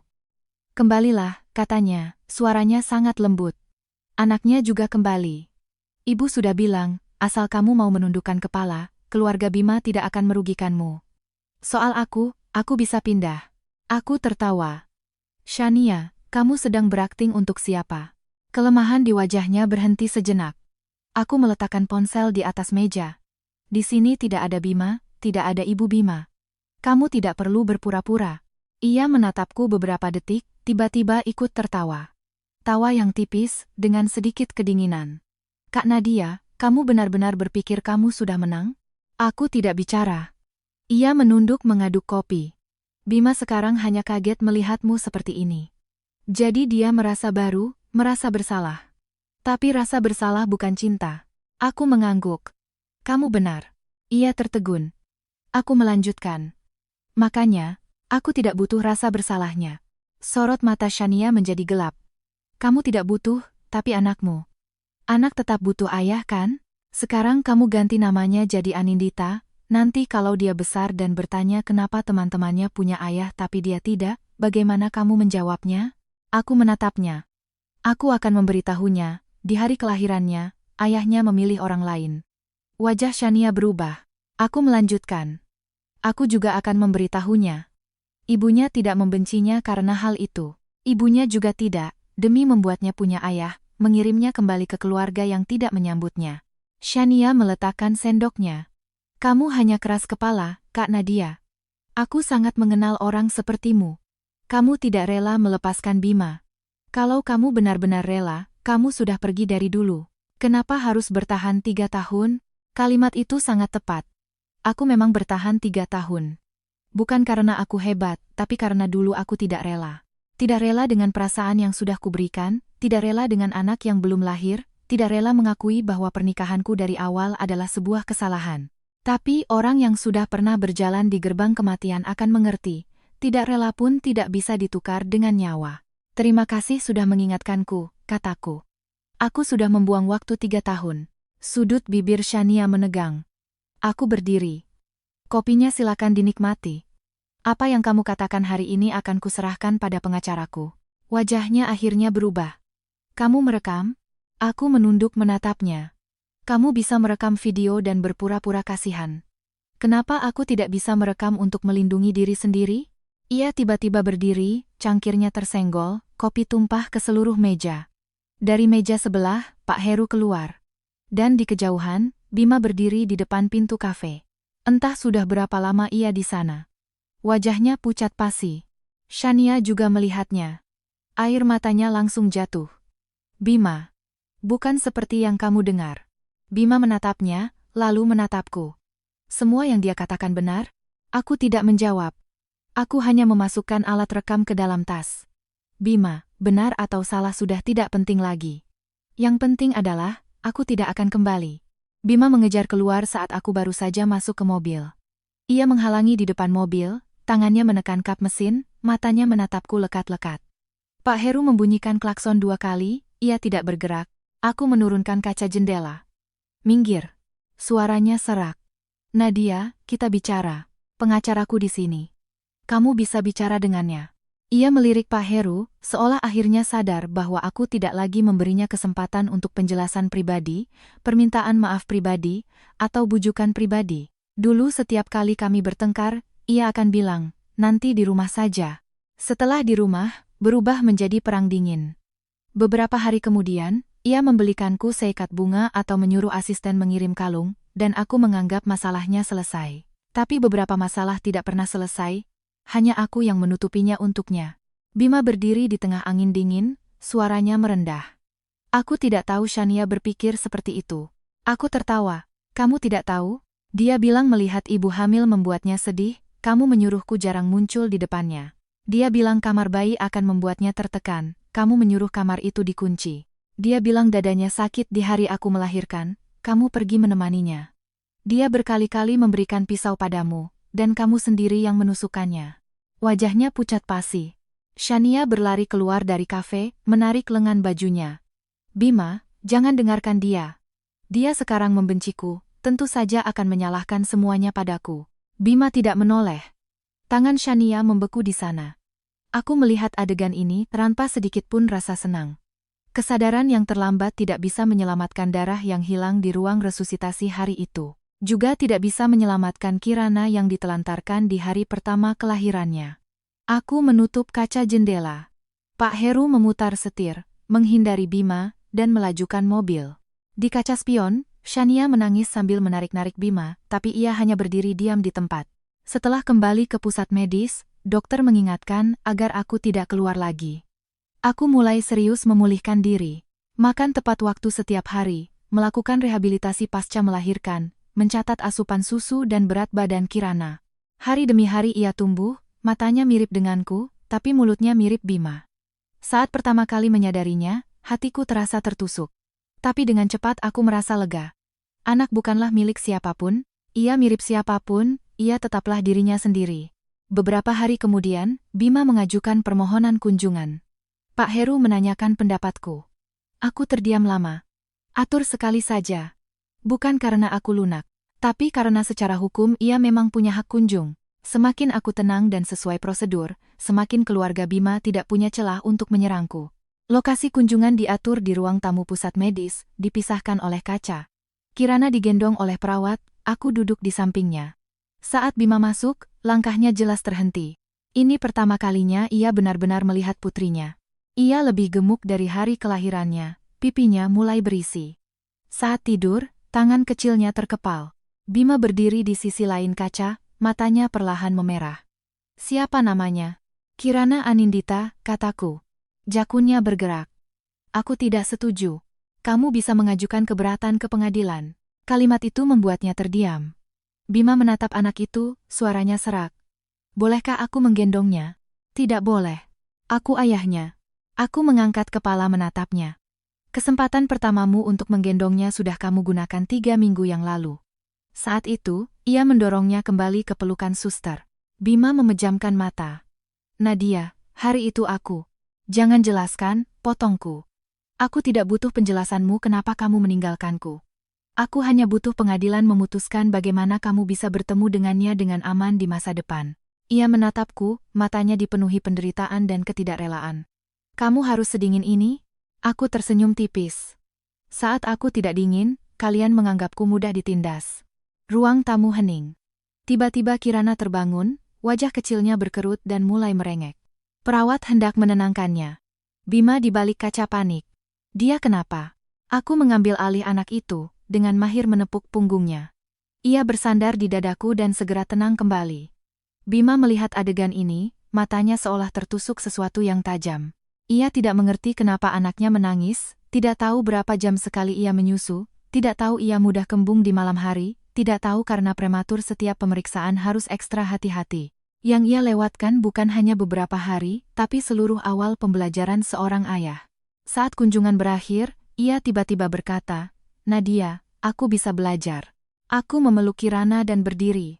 Tapi aku tidak akan lagi menjadikan dia bahan latihanmu. Setelah kalimat itu, aku berbalik dan pergi. Malam itu, Bima menunggu di luar pusat medis sampai larut malam. Ia tidak lagi mencoba masuk atau membuat keributan. Hanya berdiri di bawah lampu jalan, seperti patung yang akhirnya tahu apa yang telah ia buang. Tapi yang ia buang bukanlah sesuatu yang bisa ditemukan kembali. Yang ia buang adalah seluruh kepercayaanku padanya. Di sisi lain, Shania mulai tidak tenang. Ia mengirimiku puluhan pesan. Awalnya memohon, Kak Nadia, aku benar-benar tahu aku salah. Kemudian mengancam. Kamu pikir Bima benar-benar akan meninggalkan aku demi anak? Terakhir, sebuah foto hasil pemeriksaan. Ia bilang penyakit jantungnya kambuh. Jika aku terus memaksanya, dan terjadi apa-apa padanya, aku adalah pembunuhnya. Aku meneruskan foto itu ke Dr. Chandra. Dr. Chandra cepat membalas. Ini bukan hasil pemeriksaan jantung. Ini laporan medical check-up biasa yang judulnya diubah. Formatnya saja salah. Aku menatap balasan itu, keraguan terakhir di hatiku sirna. Shania bukan sakit-sakitan sampai tidak bisa tertekan. Ia terlalu ahli dalam menjadikan tertekan sebagai senjata. Aku meminta Pak Heru untuk menyimpan laporan palsu ini juga. Pak Heru bilang, Ibu Bima sudah mulai mengundang kerabat untuk acara akikah Kirana. Aku mengerutkan kening. Acara apa? Dia bilang ke semua orang, cucu perempuan keluarga Bima akan secara resmi diakui dan masuk ke dalam keluarga. Aku menunduk menatap Kirana di pelukanku. Ia baru saja tertidur, bulu matanya bergetar lembut. Suaraku menjadi dingin. Mereka ingin menggunakan acara itu untuk memaksaku membawa anak ke sana. Pak Heru mengangguk. Dan juga ingin mengumumkan di acara itu bahwa kamu tidak stabil secara emosional pasca melahirkan, dan anak untuk sementara akan dirawat oleh keluarga Bima. Aku tertawa. Keluarga Bima benar-benar tidak berubah. Mereka selalu berpikir, selama acaranya besar dan orangnya banyak, aku akan menjaga nama baik. Tapi mereka lupa. Sejak aku melepaskan cincin kawin hari itu, aku tidak lagi menjaga nama baik siapapun untuk mereka. Kalau begitu, kita pergi ke acara itu, kataku. Untuk menyelesaikan semua perhitungan. Sebelum acara akikah, Bima mengajakku bertemu di kantor urusan agama. Ia bilang, jika aku bersedia menunda gugatan, kita bisa bercerai secara damai, masalah anak dibicarakan perlahan. Pak Heru mendengarnya dan langsung tertawa sinis. Dibicarakan perlahan itu artinya mengulur waktu. Aku tahu. Bima dulu paling ahli dalam mengulur. Mengulur jadwal periksa kandunganku, mengulur penderitaanku, mengulur batas antara dia dan Shania. Mengulur sampai semua masalah menjadi sudah terlanjur begini. Tapi aku tetap pergi. Karena aku ingin melihat dengan mata kepalaku sendiri, apalagi yang bisa ia katakan. Di depan KUA, banyak orang. Ada pasangan yang bergandengan tangan masuk, ada juga yang keluar dengan wajah muram. Bima berdiri di bawah tangga, memegang sebuah map perjanjian. Melihatku. Sorot matanya rumit. Kamu kurusan. Aku tidak merespons. Pak Heru yang berdiri di sampingku langsung bertanya, perjanjiannya mana? Bima menyerahkan dokumen itu. Pak Heru baru membaca 2 halaman, wajahnya sudah dingin. Hak asuh bersama. Anak dijemput ke rumah keluarga Bima 2 hari setiap minggu. Keputusan penting, ayah punya hak veto. Ia menutup dokumen itu.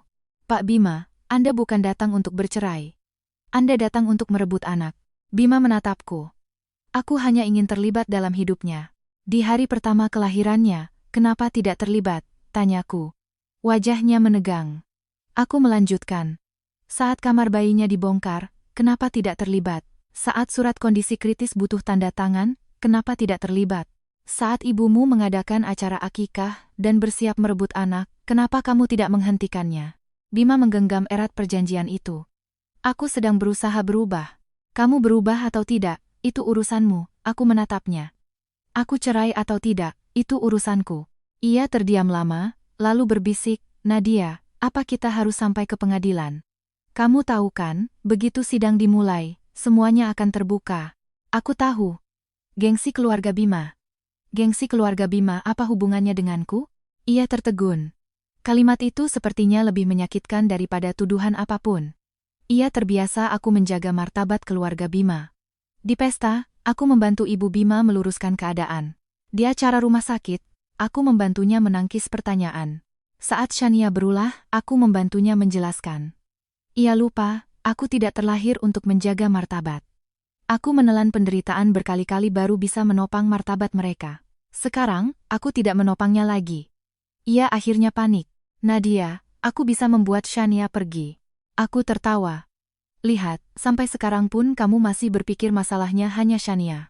Ia berkata dengan cepat, memangnya bukan? Aku akui aku punya utang padanya. Aku akui aku mengabaikanmu dan anak. Di masa depan tidak akan lagi.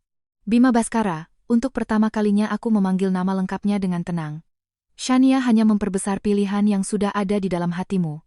Tanpa dia, akan ada orang lain. Karena di dalam hatimu, aku akan selalu berada di bawah tanggung jawabmu, rasa bersalahmu, gengsimu, dan keluarga Bima. Matanya memerah. Tidak. Aku menggeleng. Aku mengeluarkan cincin kawin itu dari tasku. Melihat cincin itu, napasnya jelas menjadi tidak teratur. Aku meletakkan cincin itu di telapak tangannya. Ini kukembalikan padamu. Bukan karena marah, bukan juga ancaman. Tapi karena aku benar-benar sudah tidak menginginkannya lagi. Jarinya mengerat, cincin itu menekan telapak tangannya seperti besi panas. Di samping, ada pasangan baru yang tertawa sambil berfoto. Sinar matahari menyinari mereka, sangat terang. Tiba-tiba aku teringat 3 tahun lalu, aku juga seperti ini masuk ke KUA. Hari itu aku mengenakan gaun putih, Bima mengenakan setelan hitam. Ia tidak suka tersenyum, saat berfoto sudut bibirnya hanya sedikit terangkat. Tapi aku bahagia seperti memiliki seluruh dunia. Sekarang kupikir-pikir, orang memang harus membayar harga untuk kenaifannya. Aku sudah membayarnya selama 3 tahun. Cukup. Bima tidak menandatangani perjanjian itu. Sesuai dugaanku. Pak Heru langsung memberitahunya di tempat, kalau begitu, kita bertemu di pengadilan. Melihatku masuk mobil, ia tiba-tiba mengejar 2 langkah. Nadia, jangan datang ke acara akikah. Aku menoleh. Suaranya sangat pelan.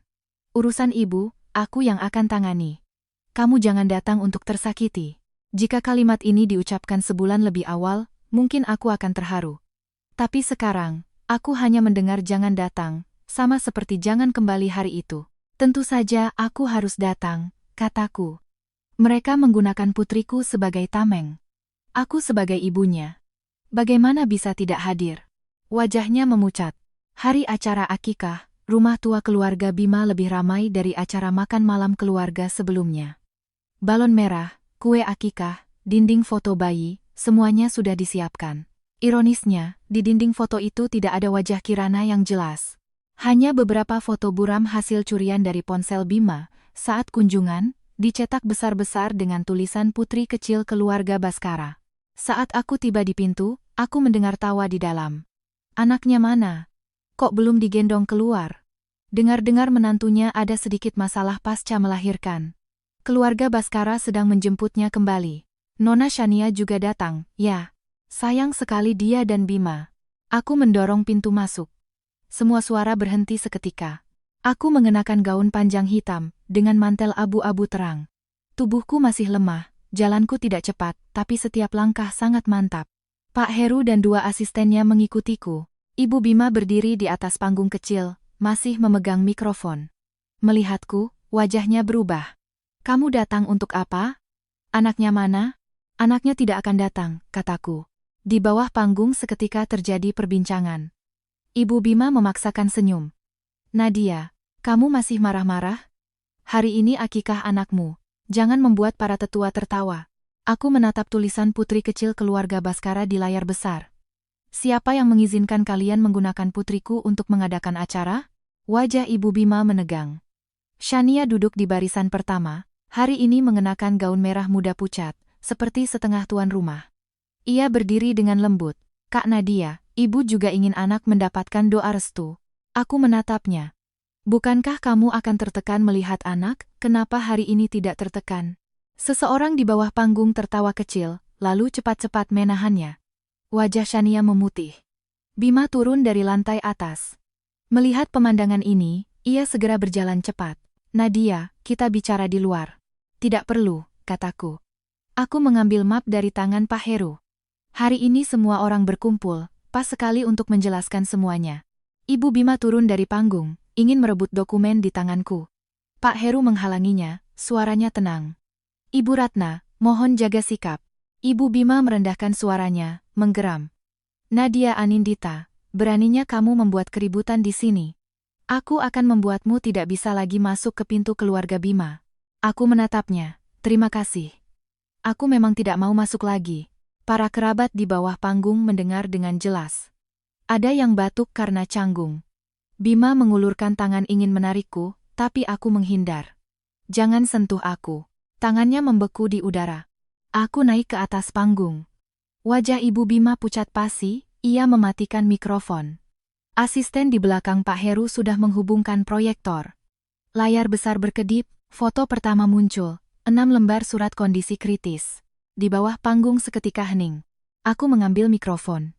Bapak, Ibu sekalian, hari ini datang ke acara yang katanya akikah ini, mungkin mengira keluarga Baskara akhirnya punya cucu, sebuah kabar gembira. Tapi di hari putriku lahir, ayahnya tidak ada di luar ruang resusitasi. Saya mengalami pendarahan hebat pasca melahirkan, 6 surat kondisi kritis dikeluarkan, ia tidak menandatangani satu pun. Layar berganti. Catatan resusitasi rumah sakit, catatan keperawatan, keterangan Dr. Chandra. Aku tidak melebih-lebihkan, juga tidak menangis. Hanya membacakan waktu satu persatu. Pukul 09.20, detak jantung janin tidak normal, operasi caesar darurat. Pukul 10.45, pendarahan pasca melahirkan memburuk. Pukul 11.10, surat kondisi kritis pertama, suami tidak hadir. Pukul 11.45, surat kondisi kritis kedua, Telepon suami tidak diangkat. Pukul 12.37, bayi lahir, dipindahkan ke ruang observasi neonatal. Pukul 13.20, ibu dipindahkan ke ruang rawat, suami hadir. Pukul 13.26, suami menolak menggendong bayi baru lahir.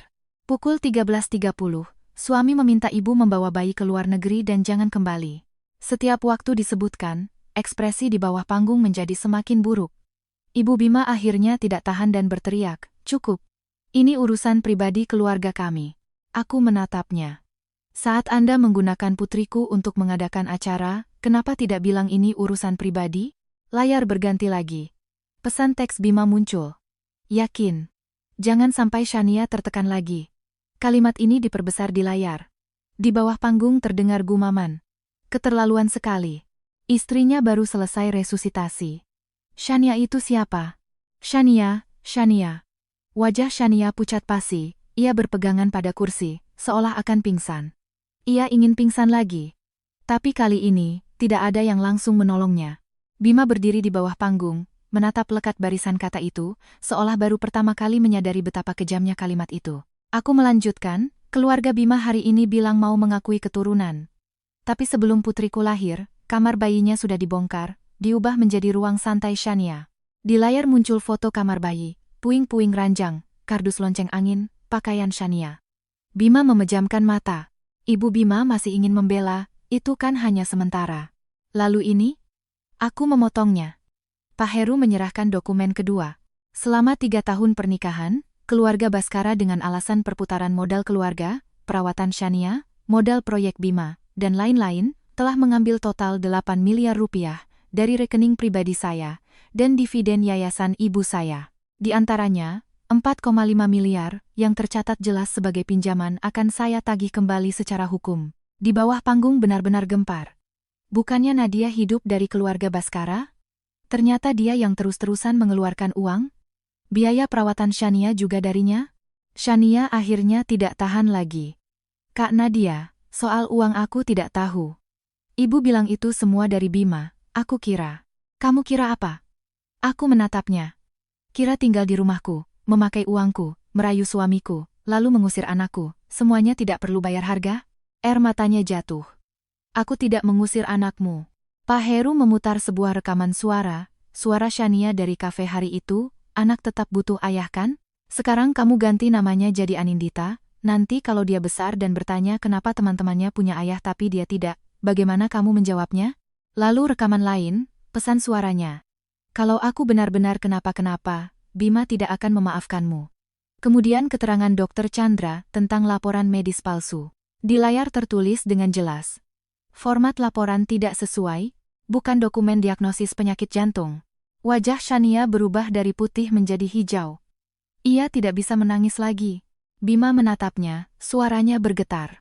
"Laporan medis itu palsu?" Shania panik. "Bima, aku hanya terlalu takut. Aku takut kamu meninggalkanku, takut kamu kembali padanya. Jadi kamu membohongiku?" Ia maju, menarik tangannya. "Aku mencintaimu." Aku berdiri di atas panggung, melihat pertengkaran yang terlambat ini tanpa emosi apapun. Jika ini terjadi setahun yang lalu, mungkin aku akan sakit hati. Jika terjadi saat aku hamil, mungkin aku akan hancur. Tapi sekarang, aku hanya merasa berisik. Terlalu berisik. Pak Heru berbisik mengingatkan, "Nadia, sudah bisa diakhiri." Aku mengangguk. Aku mengambil dokumen terakhir. "Saya datang hari ini bukan untuk memohon keluarga Baskara mengakui putri saya. Dia bermarga Anindita, namanya Kirana Anindita. Dia tidak butuh sebuah keluarga yang di hari kelahirannya menganggapnya pengganggu untuk memberinya identitas. Saya datang hari ini untuk memberitahukan secara resmi kepada semua pihak. Pertama, saya telah mengajukan gugatan cerai ke pengadilan. Kedua, hak asuh anak akan saya perjuangkan sampai akhir. Ketiga, keluarga Baskara tidak boleh lagi menggunakan foto, nama, atau mengadakan acara, promosi, atau pengakuan keluarga atas nama putri saya. Keempat, semua utang dan kerugian atas penguasaan properti akan saya tagih secara hukum. Aku meletakkan mikrofon. Di bawah panggung sunyi senyap. Ibu Bima terduduk lemas di kursi, wajahnya pucat pasi. Ia yang paling peduli pada gengsi, dan hari ini, acara akikah yang ia selenggarakan sendiri menjadi pengadilan paling memalukan bagi keluarga Baskara. Saat aku turun dari panggung, Bima menghalangiku. Matanya sangat merah.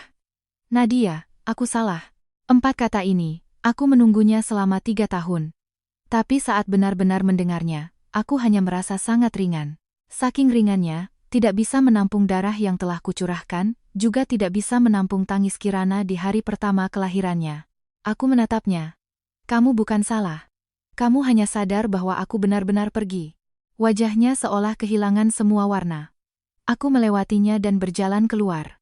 Ia mengejar, suaranya hampir pecah. Biarkan aku bertemu Kirana. Sebentar saja. Aku berhenti, tidak menoleh. Dia sudah tidur. Mulai sekarang, setiap kedamaiannya tidak ada hubungannya denganmu. Pintu mobil tertutup. Di luar, lampu terang benderang, keramaian belum usai. Tapi acara akikah keluarga Baskara sudah benar-benar dingin. Hari sidang cerai, cuacanya sangat bagus. Aku mengenakan setelan berwarna terang, rambutku dipotong pendek sebahu. Wanita di cermin masih agak kurus, wajahnya belum sepenuhnya pulih, tapi sorot matanya mantap. Kirana tinggal di rumah bersama perawat dan Bik Surti. Bik Surti akhirnya keluar dari keluarga Bima dan datang membantuku merawat anak. Ia bilang usianya sudah tua, tidak mau lagi melihat hal-hal yang menyakitkan hati. Aku memberinya gaji resmi dan mendaftarkannya ke BPJS. Saat menggendong Kirana, ia sering berbisik, Kirana kita nanti hidupnya akan penuh berkah. Setiap kali mendengarnya, aku akan tersenyum. Bukan karena percaya takdir, tapi karena aku tahu, berkahnya akan kujaga dengan tanganku sendiri. Di ruang mediasi pengadilan, Bima terlihat lebih kuyu dari sebelumnya. Ibu Bima tidak datang. Kudengar setelah acara akikah, para tetua keluarga Bima sangat tidak senang padanya. Posisi Bima sebagai penanggung jawab proyek rumah sakit dicabut, dan setelah kabar Shania memalsukan laporan medis tersebar, tidak ada lagi yang menganggapnya sebagai wanita lemah. Ia mencoba mencari Bima untuk memohon, tapi Bima tidak menemuinya. Tapi semua itu tidak ada hubungannya denganku lagi. Mediator bertanya apakah kedua belah pihak masih ada kemungkinan rujuk. Bima menatapku, matanya menunjukkan sedikit harapan. Tidak ada, kataku. 2 kata, bersih dan tegas. Sorot matanya meredup. Sengketa hak asuh anak berjalan lebih lancar dari yang kubayangkan. Pak Heru menyerahkan bukti lengkap, Bima tidak hadir pasca melahirkan, menolak merawat bayi baru lahir, meminta ibu dan bayi meninggalkan negara. Kamar bayi dibongkar. Kondisi perawatan saat ini di pihak ibu stabil. Setelah lahir, saya yang terutama menanggung tanggung jawab pengasuhan. Pengacara Bima mencoba menekankan pendapatannya yang stabil dan status sosialnya yang baik. Pak Heru hanya bertanya satu kalimat, apakah pendapatan stabil dan status sosial bisa menggantikan penolakan seorang ayah terhadap bayi baru lahirnya di hari pertama? Pihak lawan terdiam. Akhirnya, pengadilan memutuskan anak diasuh langsung oleh saya. Bima wajib membayar tunjangan anak secara hukum, tetapi, hak kunjung harus dilakukan setelah anak berusia 6 bulan, sesuai dengan kondisi fisik dan mental anak, dan dengan metode janji temu singkat dengan kehadiran pihak ketiga. Secara bertahap. Aku menerimanya. Aku tidak merampas hak anak untuk mengenal ayahnya di masa depan. Tapi aku juga tidak akan membiarkan siapapun lagi menggunakan ikatan darah untuk memaksanya. Mengenai pembagian harta, properti pranikah menjadi milikku. Keluarga Bima dan Shania harus pindah dan membayar sejumlah ganti rugi. Utang keluarga Bima dikembalikan sesuai bukti. Proyek yayasan diganti penanggung jawabnya secara total, Bima tidak boleh lagi menggunakan namaku untuk promosi. Hari putusan cerai keluar, Bima menungguku di depan pengadilan. Ia memegang sebuah kotak kecil. Dibukanya, di dalamnya ada cincin kawin itu. Aku sudah menyuruh orang membersihkannya, katanya. Nadia, aku tahu sekarang bicara apapun sudah terlambat. Tapi aku tetap ingin memberitahumu, aku menyesal. Aku menatap cincin itu, sangat berkilau. Tapi sekilau apapun, itu hanyalah belenggu lama. Menyesal adalah urusanmu, kataku. Merdeka adalah urusanku. Matanya memerah. Kita benar-benar tidak bisa kembali lagi? Aku tersenyum tipis. Bima, sejak aku siuman dari ruang resusitasi hari itu, aku sudah tidak bisa kembali lagi. Ia menunduk, bahunya sedikit bergetar. Pria yang pernah begitu dingin hingga kejam ini, akhirnya belajar betapa sakitnya kehilangan segalanya. Tapi aku tidak menghiburnya. Aku juga tidak memakinya. Aku hanya berbalik dan pergi. Belakangan, Shania pernah mencariku sekali. Ia berdiri di bawah apartemen pranikahku, wajahnya tidak lagi secantik dulu, sorot matanya panik. Ia bilang, Kak Nadia, aku tahu aku salah, Bisakah kamu membantuku bicara dengan Bima? Dia sekarang tidak mau mengangkat teleponku. Keluarga Baskara juga tidak peduli padaku. Aku menatapnya, tiba-tiba teringat ia dulu duduk di kamar bayiku, menyentuh lonceng angin dan berkata betapa malangnya dirinya. Ia memang malang. Tapi kemalangannya tidak seharusnya dibayar oleh aku dan Kirana. Tidak bisa, kataku. Ia menangis. Kamu sudah menang, kenapa masih begitu kejam? Aku menggeleng. Aku tidak menang darimu. Aku hanya membawa anakku pergi dari kalian. Ia terpaku di tempat. Aku menutup pintu. Tak lama kemudian, ia meninggalkan kota ini. Ada yang bilang ia pergi ke selatan, ada juga yang bilang ia sudah menemukan sandaran baru. Aku tidak mencari tahu. Ibu Bima juga pernah datang. Ia membawa suplemen, berdiri di depan pintu, bilang ingin melihat cucunya. Aku tidak membuka pintu, hanya berkata dari dalam, silakan ajukan permohonan kunjungan melalui pengacara. Ia menangis di luar pintu, bilang usianya sudah tua, hanya ingin menggendong cucunya. Aku berkata, saat Anda ingin merebutnya di acara akikah, Anda tidak berpikir bahwa ia hanya seorang bayi yang baru berumur sebulan. Di luar pintu hening lama sekali. Akhirnya ia meletakkan suplemen itu dan pergi. Aku meminta petugas keamanan untuk mengembalikannya. Saat Kirana berusia 6 bulan, Bima melakukan kunjungan resmi pertamanya. Lokasinya di sebuah pusat layanan anak. Ia duduk di atas matras, canggung memegang mainan kerincingan. Kirana meliriknya sekilas, lalu berbalik dan merangkak kembali ke pelukanku. Matanya menunjukkan rasa sakit. Aku tidak membantunya menjelaskan, juga tidak membantunya mencairkan suasana. Hubungan orang tua dan anak tidak bisa dibangun hanya dengan kalimat aku adalah ayah. Apa yang telah terlewatkan hanya bisa diperbaiki sendiri perlahan-lahan. Saat kunjungan berakhir, ia bertanya, bagaimana kabarnya belakangan ini? Sangat baik, kataku. Ia mengangguk, lalu bertanya lagi, bagaimana denganmu? Aku menatap keluar jendela. Musim semi telah tiba, pohon-pohon mulai bertunas. Aku juga sangat baik. Dan itu benar. Aku kembali bekerja. Bukan kembali ke rumah sakit Bima, bukan juga terus menjadi Nyonya Baskara yang berdiri di belakang suami. Aku bergabung dengan yayasan ibuku, memulai kembali proyek bantuan kritis pasca melahirkan.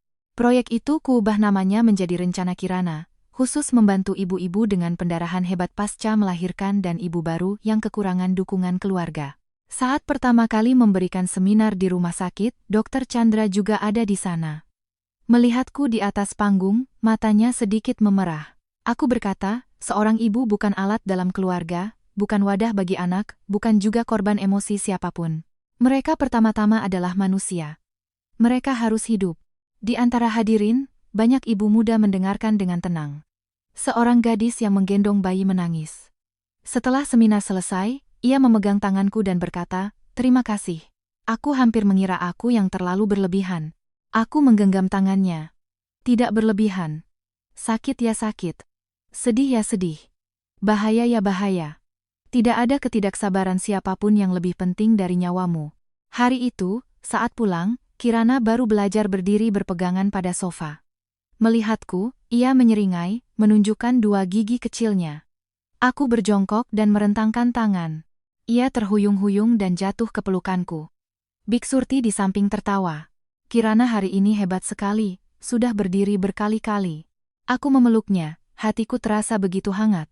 Malam harinya, aku mengeluarkan cincin kawin itu. Sudah lama ia terbaring di dalam kotak.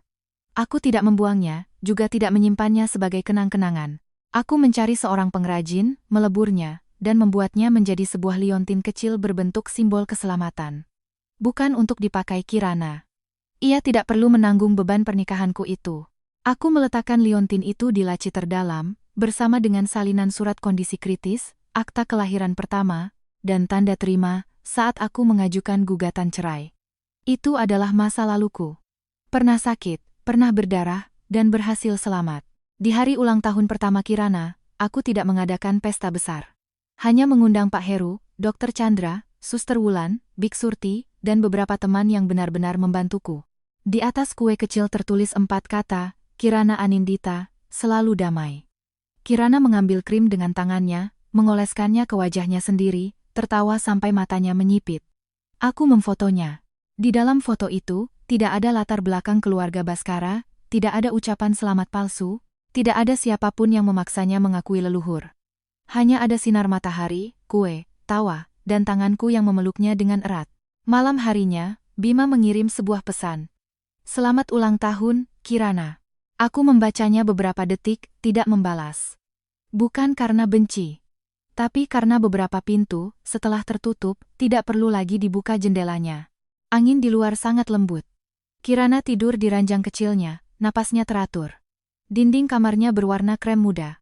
Di samping ranjang tidak ada lonceng angin, hanya ada pot tanaman hijau yang baru tumbuh. Aku duduk di samping ranjangnya, berbisik, "Selamat ulang tahun, sayang. Mulai hari ini, ibu tidak akan lagi membiarkan siapapun memberitahumu bahwa kamu tidak seharusnya ada.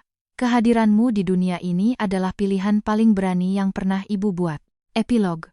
Belakangan, ada yang bertanya padaku, apakah aku membenci Bima? Aku berpikir lama, lalu menggeleng. Benci terlalu berat. Aku sudah berjalan jauh sambil menggendong anakku, aku tidak mau lagi memikul beban itu. Aku hanya ingat kamar rumah sakit yang kosong hari itu. Bima berdiri di ambang pintu, akhirnya mengerti apa yang telah ia buang dengan tangannya sendiri. Tapi bagiku, itu bukanlah awal dari penyesalannya. Itu adalah awal dari kelahiranku kembali.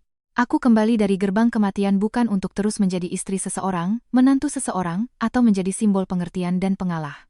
Aku adalah Nadia Anindita, dan juga ibu dari Kirana Anindita.